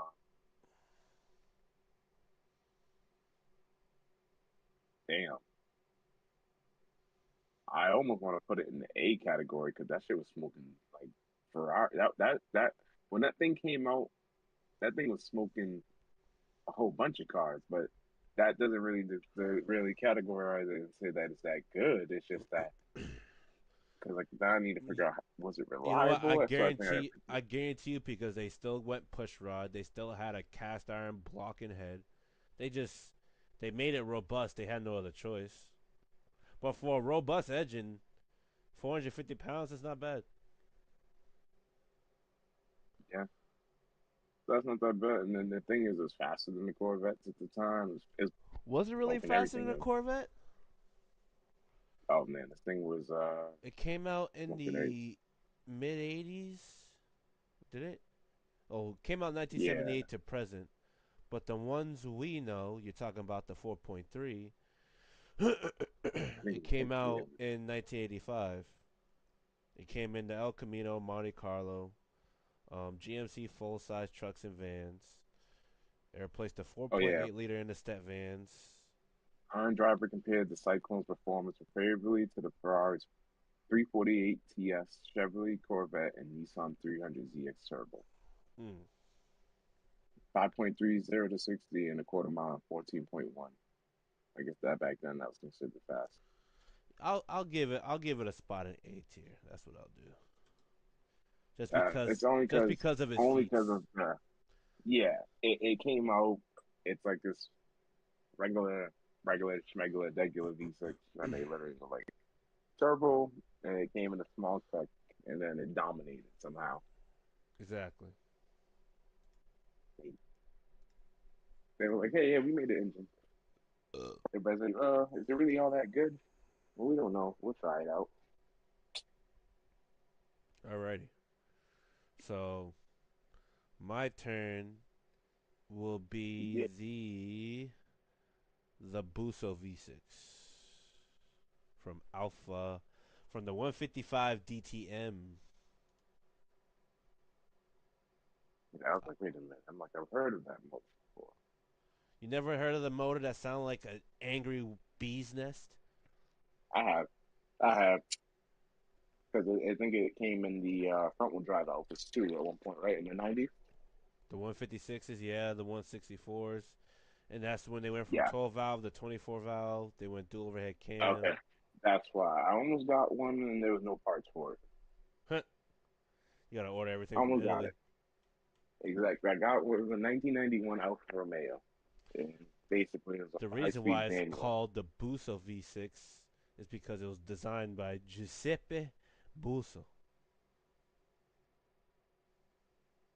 He was an Italian mechanic engine designer known for his tenure at Alfa Romeo and Ferrari.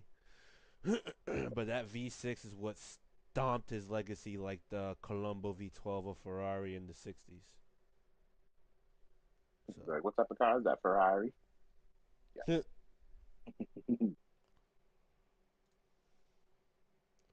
I would it. So from what I remember, did it have really reliability issues? I don't think it I've only did. seen one, and it was a great.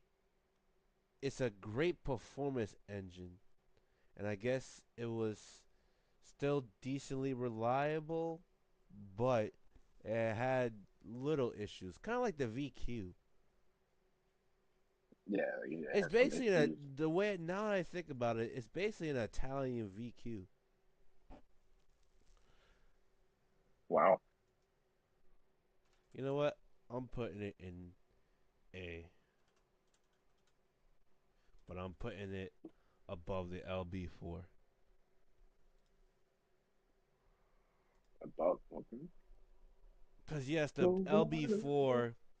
the LB4 did make some crazy leaps, but the Buso V6. The only it's very hard to get an engine named after you and be Yeah, cemented in legacy. For him to do that and still somewhat make it somewhat reliable, I gotta give him credit. And the thing dominated DTM, dominated to the point where it was. I think they just ended up axling the class altogether. yeah. So he won, and they're like, that's it. Yeah, Nobody pretty else can win. much, pretty much. He's the goat. He And some of the engines that are, and some of the Buso V6s that are here, I think some of them came factory turbocharged too. So who knows the potential they could have had, but the fact that this engine, depending on what is it, depending on which variant you got, could rev to almost 12,000 RPM is crazy. In the early yeah in the yeah in the early 90s, crazy. yeah it's a lot. That's a lot. Alrighty, you are up.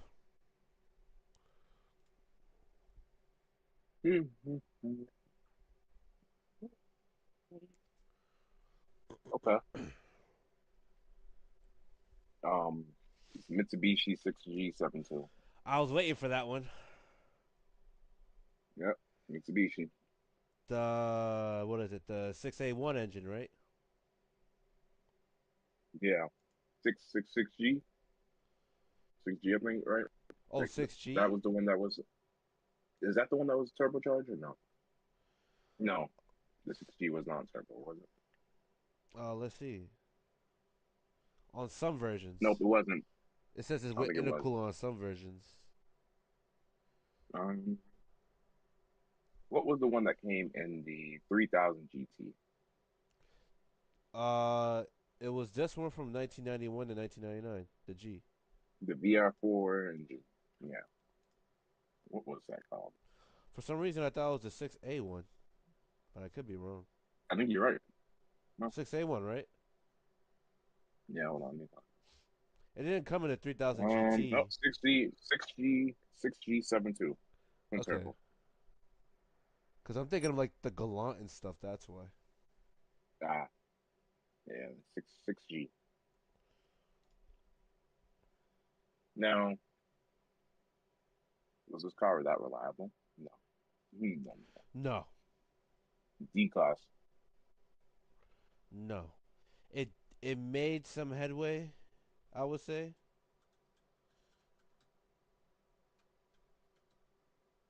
It's going into D. It's going to the D. Yep, it's going into the D. They weren't all that. They were I terrible understand they weren't reliability all. wise. I understand they weren't all that because of like what they're in or what they were powering, but it was very it was very low repair costs. The parts were readily Yeah. accessible. These engines didn't really grenade itself, so could you really consider it bad reliability? You know what I'm saying? I mean, Let me they see. always Let broke. me search up this engine. Oh, with the 6G72 model being particularly recognized for its durability. Mm, Kelly Blue Book and JD Power had also rated Mitsubishi models, including those with the 6G7 positively for reliability. That's what I'm saying. I don't remember them being like unreliable. I remember them having dumb issues, but the repairing it wise, it wasn't bad. Like yeah. I can possibly consider this like a B engine above the Ford, possibly above the Audi 2.7. Hell, it might. The only thing it's probably battling to me is the EcoBoost, as far as where it should land.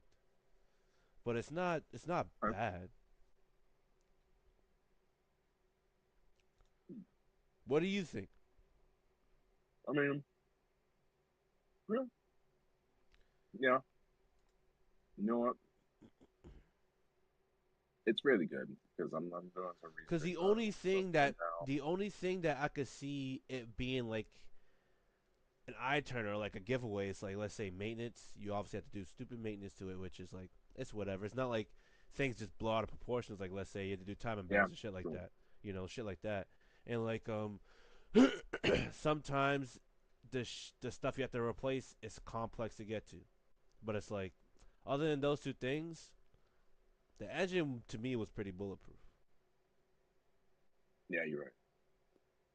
You're right. You're absolutely right. When you do a time belts, it's a So nightmare because obviously it's transversely mounted. But other than that, yeah, no, you're right. You're right. That's the main thing. It was really just the time belts. They're not really that bad. They're pretty decent. It's just that most people, I'm gonna go back to the thing. Most people just didn't take care of their stuff. fair, fair. So yeah, yeah, you're right. You got a good point. That really competes more like the eco boost. Not bad, not terrible. Actually, So now, fairly is it decent above or is it below? Is the question. below. Below the EcoBoost. Okay. Let's go back. 6G72.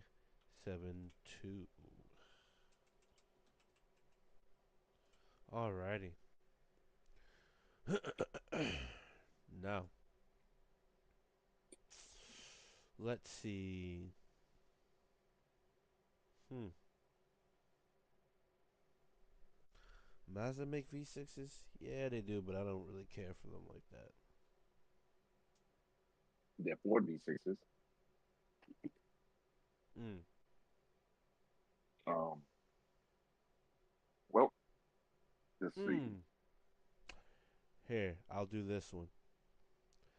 The Tipo 163 Ferrari engine. I'll do that one. Why not? Is that what comes in the 296? It comes in a 296. It's in their hypercar class, and it's now in their new hypercar, the F80, Ferrari F80.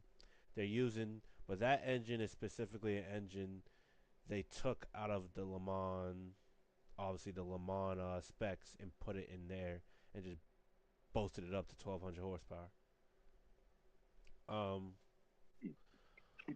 from what I can recall, now working with the sister brand and kind of seeing the Ferraris in action, they're not bad reliability wise, which is kind of hard to say about a Ferrari engine, depending on what you're looking at.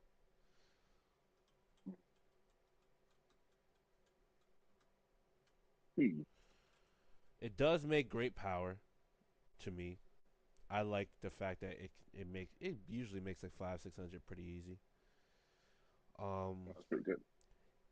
although no one was expecting Ferrari to go the 6-cylinder route, the fact that it did, it is up there as far as reliability in the Ferrari sense, and it's in, like, let's say it's in the 296, which is basically the 488, which is basically the 458, which is my favorite, one of my favorite Ferraris ever to ever come out of Maranello.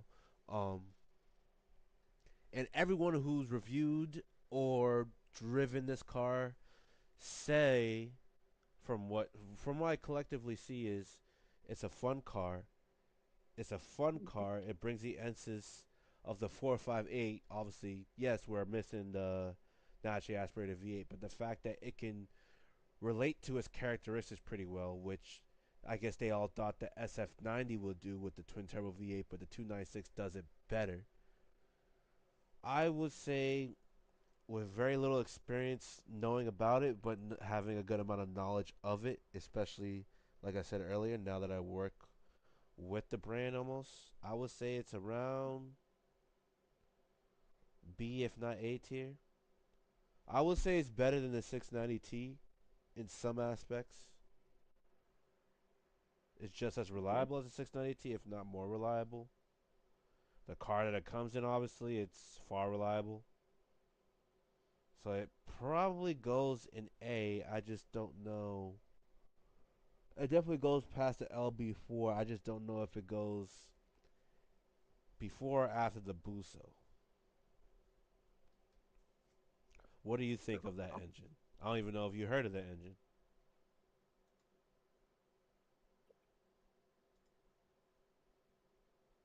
I've heard of it. I know Mm-hmm. it's a hybrid. Yes. I know that's why I like it. It makes really good power. I 654 actually horsepower. want one of those. Yeah, I actually want one of those Ferraris. So I'd say it goes above Buso. Yeah. Oh, not for legendary purposes, not for historical purposes, just for innovation. Yeah, it was one of the first engines that came, like a production engine that came with a 120-degree V6. It's obviously twin It's just turbo. innovation. It's a hot V layout, Like the and yeah, Buso's always gonna have its own legendary spot. Don't get me wrong, but yeah, this of is just course, because of innovation, how they alone, innovated it. alone, yeah. Hmm. Because the one that's non-hybrid that's in the GT3 car still makes 592 horsepower. The one that's obviously in the production car, the GTB GTS, makes 654 horsepower, and then with the electric motor goes up to 819. So it adds an extra Yeah, 165 horsepower, which is obviously a it's lot. nice for a hybrid, but still, the fact that the engine alone can do 654 horsepower, Yeah, twin turbo V6, 120 degree. of course. Says a lot. So then, that being said, right? Uh, well, Mm, another V8. I mean V8, V6 that I V6. think that should be added there is a man. Okay, before I say this one, Hmm. wait, let me debate. Let me see which one do I want first. Because I was gonna say a J35, Hmm. J37, the J series, but Honda has a new twin turbo V6, and I don't know what the engine name is called. Honda has a new twin turbo V6. Or Acura, I should say. Is that the one in the Acura NSX? TLX and the new MDX. Let me see if I can find it. Let's see if I can find. All new V6 turbo engine for Acura Type S models. Has it came out yet Mhm. though? Did it come out? Yeah, oh, it's out. It's out. It's been out with some cars. Okay, working my way there right now. Almost there. Almost there. So, what is the name of her? J30 AC. J30A. So it's a J engine. So now it's a J engine. So I mean, not now, but I knew it so was a. it's a I knew it J. was a J. It had to be a J. Let's see. I want to know what's different about this engine and what's new about it because this is their new twin turbo engine. So now this is interesting. J30 Yeah, 86 AC. millimeter bore and stroke, dual overhead cam, VTC, 24 valve, 9.8 to 1 compression, makes 355 horse, 354 foot-pound of torque, almost a perfect 1-to-1.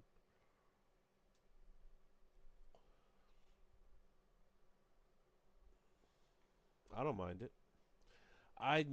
You know what? I have a complaint about this. These Mhm. gaskets are so fucking hard to get to half the time. Is annoying. Like the engine harness and stuff, I have to move out of the way for like the what's it called? What's that Honda SUV? Is it a Pilot? I think it's a Yeah, Pilot. pilot probably. Oh, dude, nah, I hate it. Hate it so much. Hate it. Hate it. It's a great engine. I'm not saying it isn't. I hate some of the design characteristics of it. Oh yeah, I I don't get you. I don't blame you. unfortunately, for some reason, I had to help Yanni with one. The time belt Mhm. snapped on it. It just got out of warranty. 2018 Honda Ridgeline. It just missed warranty by 100 miles. Time belt snapped. Wouldn't cover it.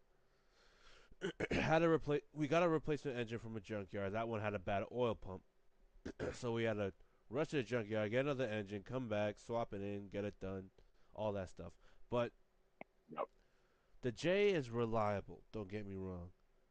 Some iterations of it I don't like, but I will not complain with what it can do and its potential.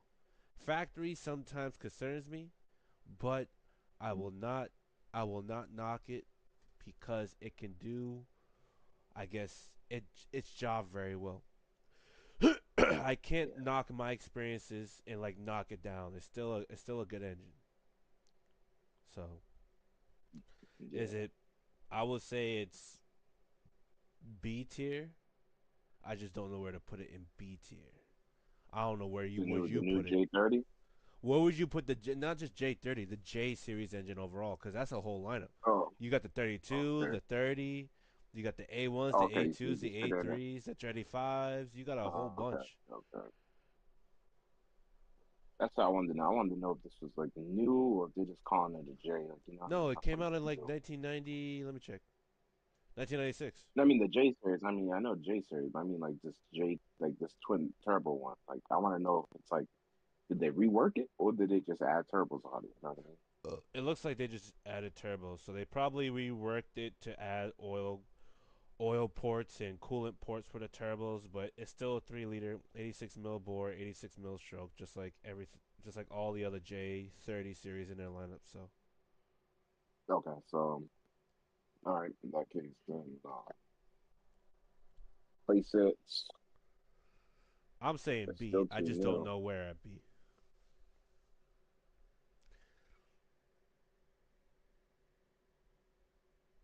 It's I definitely want to a. place it in the same spot as the EcoBoost almost. I think the 6G is better than the J though a little bit. I mean, Really? I think that's tough. It's either below the EcoBoost or it's below. I say above. I say above because the reason why, because I feel like it's a Honda, so it's gonna be more reliable. Yeah, but you can't. It still has its flaws. The Yeah, way I look at it. but we still see way more high miles J series and EcoBoost or even Mitsubishi 6G motors. You know what? You're right. Well then, Yeah, no, you could say the same would thing could it be be argued for the would Alfa it be Romeo. better than the then would it be better than the 690T if we're looking at it from that aspect? They make about the same horsepower, I think, from the fact. No, no, I'm sorry, the 690T makes way more. Yeah, Um, it makes 505 horsepower. Because they no, still the because the 690T Honda J is gonna be in front series of it.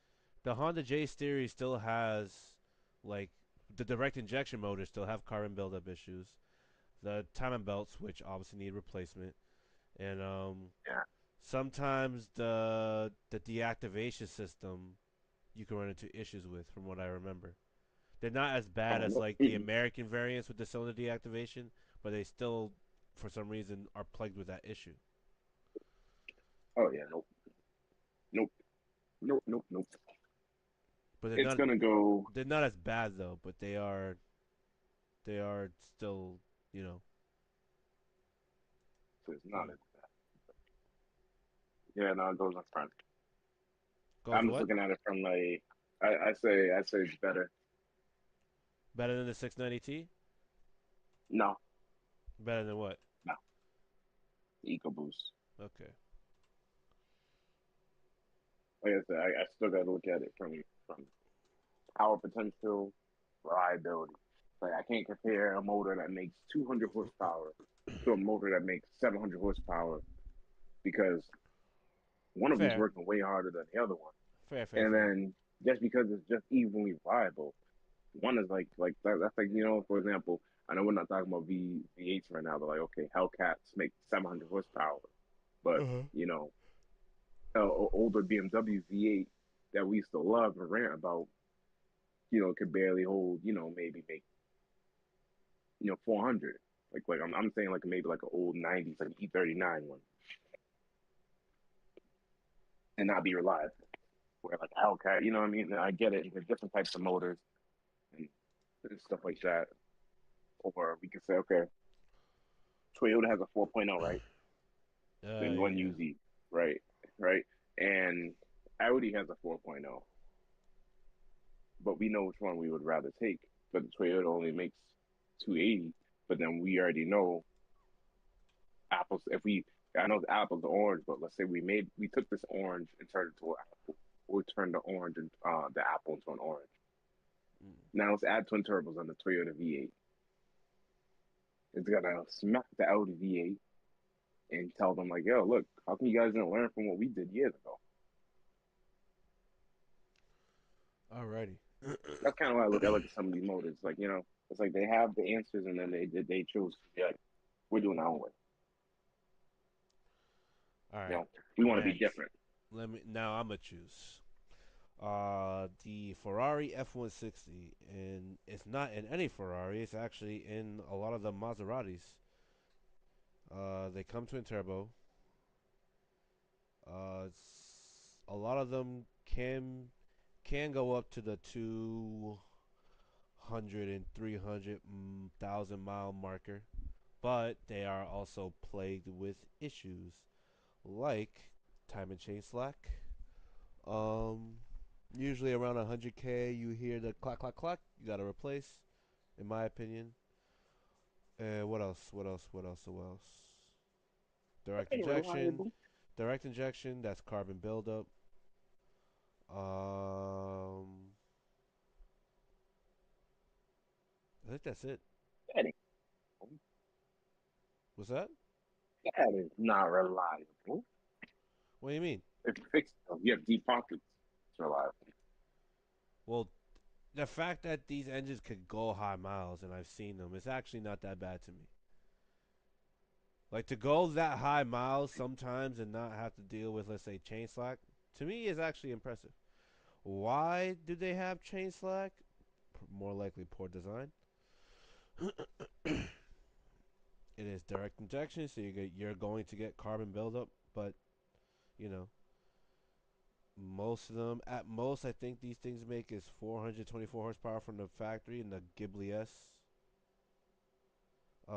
The previous models that were when they were first introduced, the most they made was 404 horsepower. So for 400 horsepower around 400 foot-pounds of torque, 406 foot-pounds of torque, from 1750 to 5500, 5000 RPM. So you get it really early. To me, it's not a Yeah. bad engine. It does have stupid issues. I think it's like top of B, not top of B tier. I think it's top of C tier. I think it's up there. I think it's top of C tier. I think Okay. it's. I think. Hmm. Yeah, I would say it's top of C tier. Okay. The Buick V6 is still the epitome of average, but the Maserati just, I guess, does it a little better. Yes, you do have to maintain it, but Mhm. and there's obviously you get your bad apples where people have to swap 2, 3 engines in them, which is whatever. Yeah. But that's one versus the amount of engines they built. I'm gonna go with the amount. Oh, and rear main seals are annoying on these. You know what? I'll That's put it okay. below. I'll put it below the Buick V6. That's what I might do. It's definitely above the Ford Duratec. But what do you think? I was gonna say. So that's okay because what happens is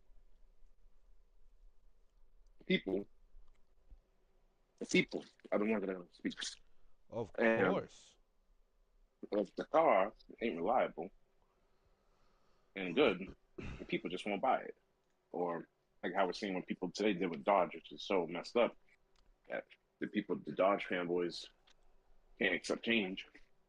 So But they're like, it's we. Maserati. So Maserati has a Ferrari V8 and a V6.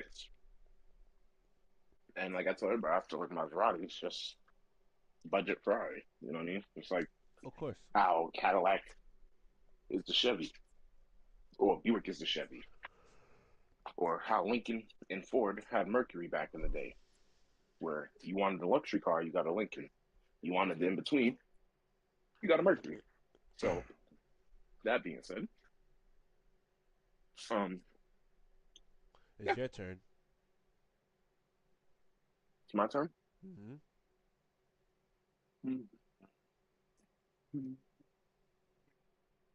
Okay. All right. All right. Okay. Let me just figure out the name of this. The Saab V6, the Saab LP9. The Saab LP9. I thought you were gonna say something else. It now, granted, this might be known as a GM, so this might be me introducing GM into the into a twin turbo V6 from GM. And what I mean is, okay, the LP9. If I can find the code. D tier. I'm just gonna say it right How now. dare you? How I'm just dare gonna say you? it right now. D tier. How dare you? Where is the V6? Oh, there it is. The B. So okay, B284 is what they called it, and basically,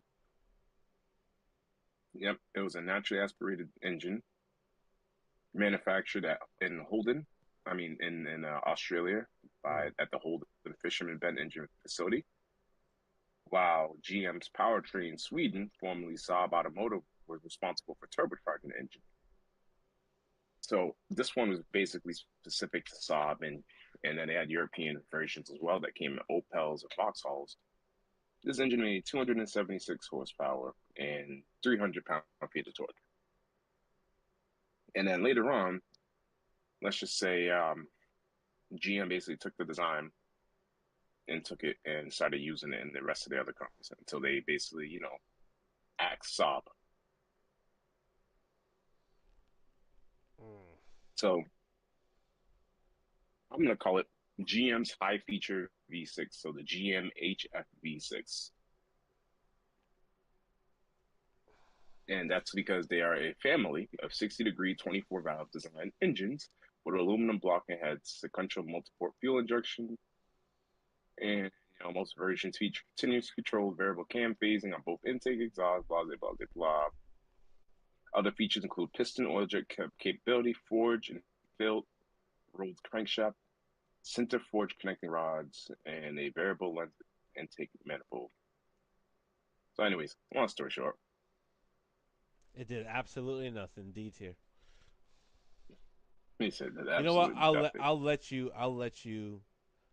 Well, pick then. I'm gonna say, it has done nothing as of right now. But if we want to really look at the creme de la creme models right now, which is the Cadillac CT4 Mm-hmm. Blackwing and the ATS-V and the ATS-V Coupe. So because the CT4 is now basically the ATS.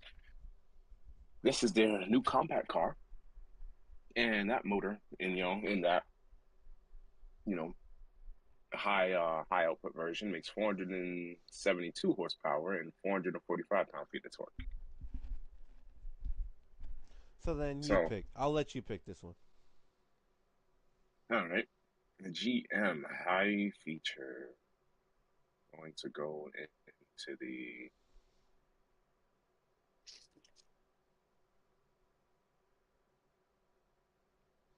C category. Where?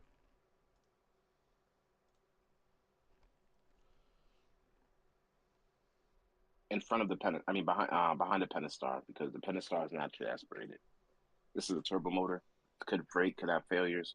However, makes pretty decent power, but that's not good enough.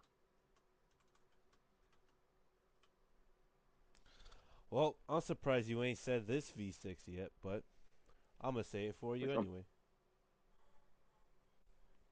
The VR6. Uh, I like them. Is that really a V6? Technically, technically, yeah, it's a V6. It just shares the same cylinder head. So it's not an inline six.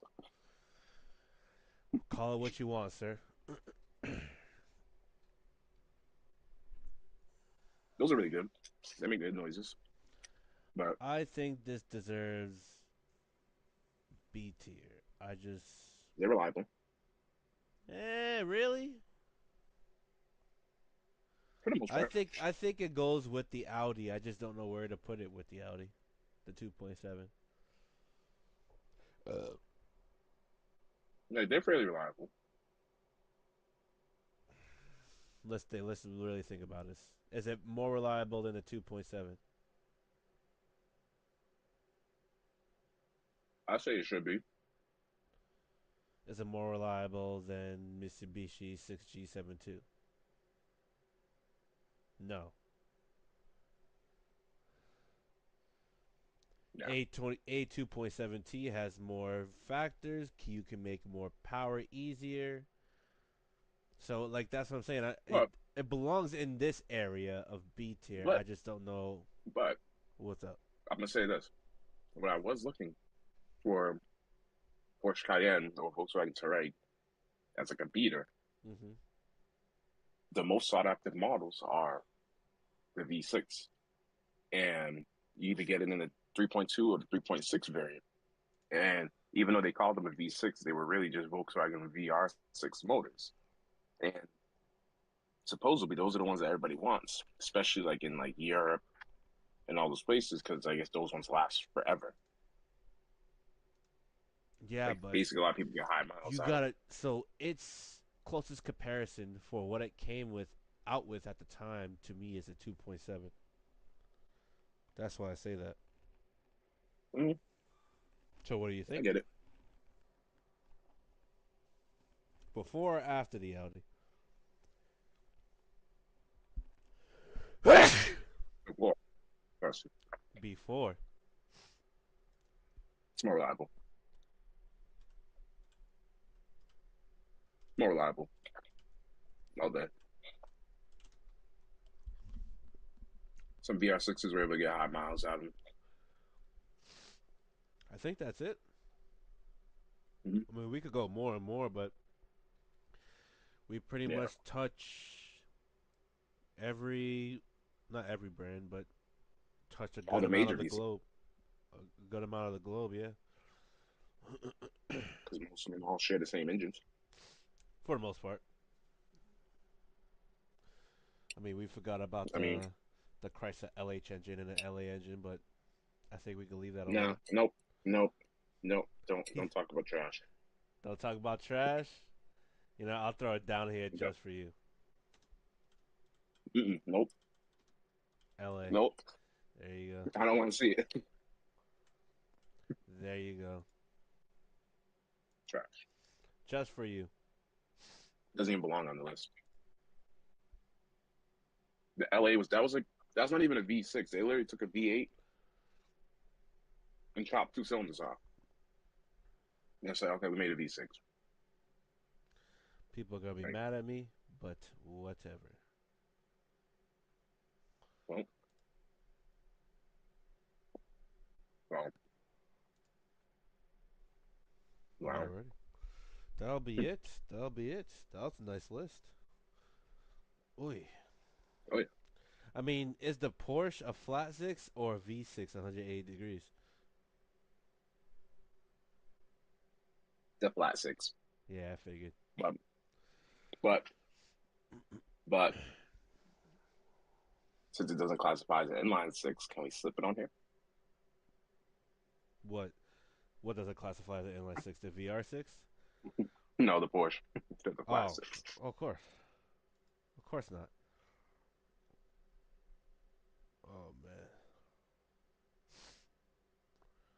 yeah, that's it. Everything else, like the only other six cylinders I could think of is like regular V6s, Toyota's new twin turbo, and all the racing ones like what's in Formula One now, what Cosworth's built like the GBA or the KF, um, the Porsche Tag Turbo Oh, that was in the McLaren, wait, the one more V6, Yamaha OX66, the naturally aspirated one more one, V6.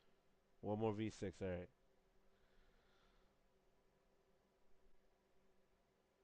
Now, huh? what was the motor that came in the Mercedes M112, M112K I didn't think you were Mercedes? gonna bring that up. To be honest. I just remember, I I just remember that I'm like thought since we already grouped since that was more like Mercedes. this was more like just an M113 with two cylinders chopped off. If we're gonna do that comparison, where are we putting this though? Oh, V6. That one, Yeah,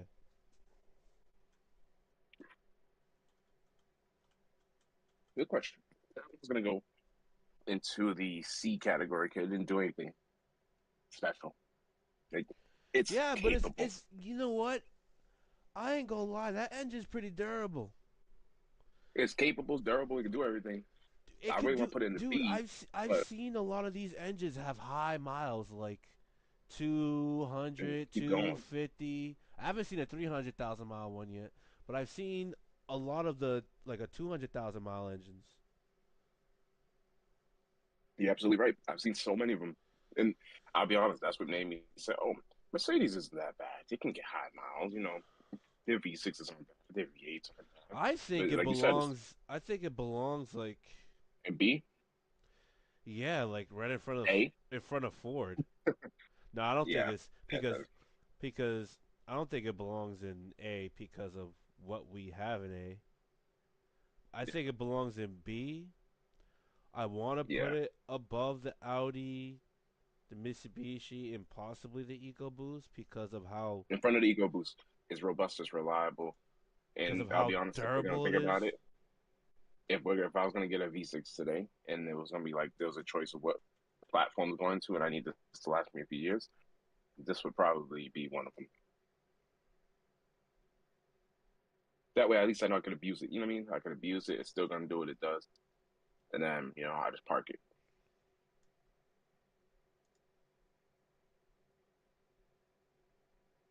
Yep, the E32ML or E32 compressor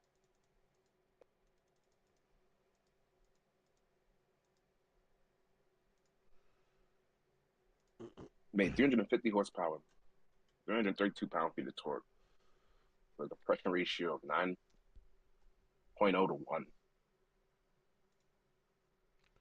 Yeah, that's what I'll do. Made 14.5 psi or 1 bar pressure. You know what? For a naturally aspirated V6, it did a job pretty well. I just didn't like the Yep. fact that it was a single overhead. It was a single overhead with three valves. I was like, what the hell? Yeah. Mercedes and they But have the three-valve technology. that thing is hella reliable. I was surprised. Mercedes when they used to try to do it be weird with the three-valve technology. Like, hey guys, get three valves. It's like what? Just be regular. What was it? Two intake, one exhaust, right? Yeah. And the guys be regular. And then everybody was trying to do a Ford is like, yeah, we did three valve too. Yeah, we got one too. Yeah, we got a two valve, three valve, and a four valve. It's like, come on now, guys. Like two or four. What's up with this odd number? Like my engine shouldn't have, let's see, three. So four, eight, 16. My engine should have 32 valves, not what? What's that? I'm surprised. You know what I'm surprised about for an American guy that you like a lot of American shit. You did not mention the North Star V6. The short star because it's trash. We gonna add that I right told there you. too. I told you. I told you. I don't. If it's trash, I will not mention it. I'm only mentioning GOAT engines or engines for the people. Engines that were came out This is an that engine were for the just people because it came out in a mass production vehicle. no. That came out because they GM felt bad for Oldsmobile. They felt so bad that they had not a single product of their own that was bespoke. They were getting everything rebadged and rebranded from Chevy, Saturn, and Oldsmobile, like whatever. They were getting everything rebranded. So then they were like, you know what, you guys, we gave you guys the Oldsmobile. We gave you guys a North Star V8. We gave you guys a 4.0 variant. So instead of 4.6, 4.0 makes 250 instead of 300, or 290, instead of 290, whatever, it makes 250. Mm-hmm. We're gonna give you guys your own V6.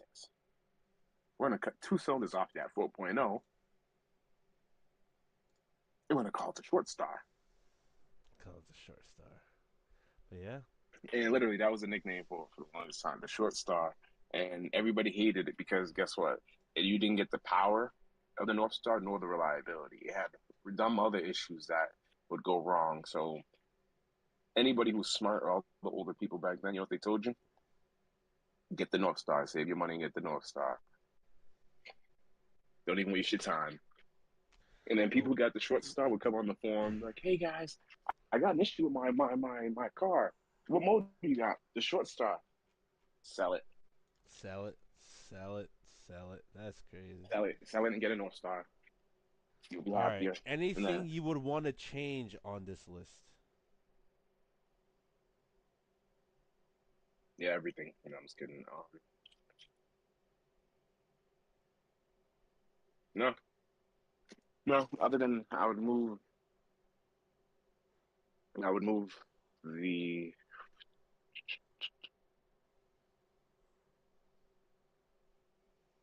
I would move the 690T and the Tipo to S tier for the amount of power that they're able to put out, just on power wise, still like Mm-hmm. power ranking wise. So how would you do it then? VR38, Honda C, Tipo 163, 690T. The VZ would get moved to A tier because it's a great motor, but the VZ would be under the A tier with VQ, GR, VZ, um, the Uso would stay there, the LB4 would stay there, but the Tipo would get moved up. Then B tier, the Honda J would be there, the M112 would be there, the EcoBoost would be there, 6G72, VR30, VR6 would be, yeah, everything else I would stay, keep like that.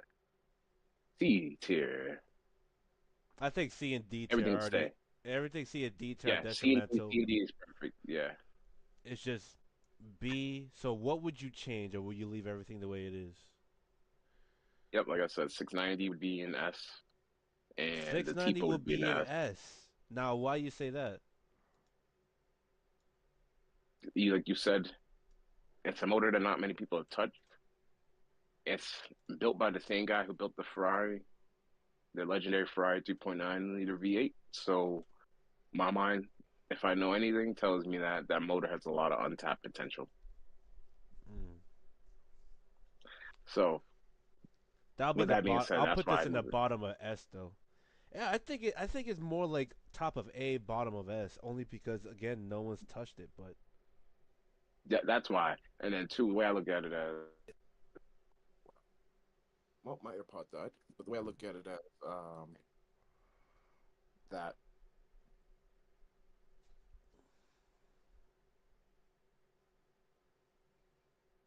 get it as that this car just is something that sorry, my AirPod died, threw me off. that's Yeah. fine. So yeah. Sorry. So yeah, I'd say it goes up there because you know what I mean. Once people start cracking open, touching the platform, it's probably only going to be we're only going to find out that like just so much more power that's on the table because for them to release a car with warranty for 500 horsepower tells me that there's some more room on the table. Oh, for sure. But we'll see. Then also, I mean, Ferrari has their own V6 that's twin turbo that makes what 600. So it tells me that yeah, they both have some more room on the table.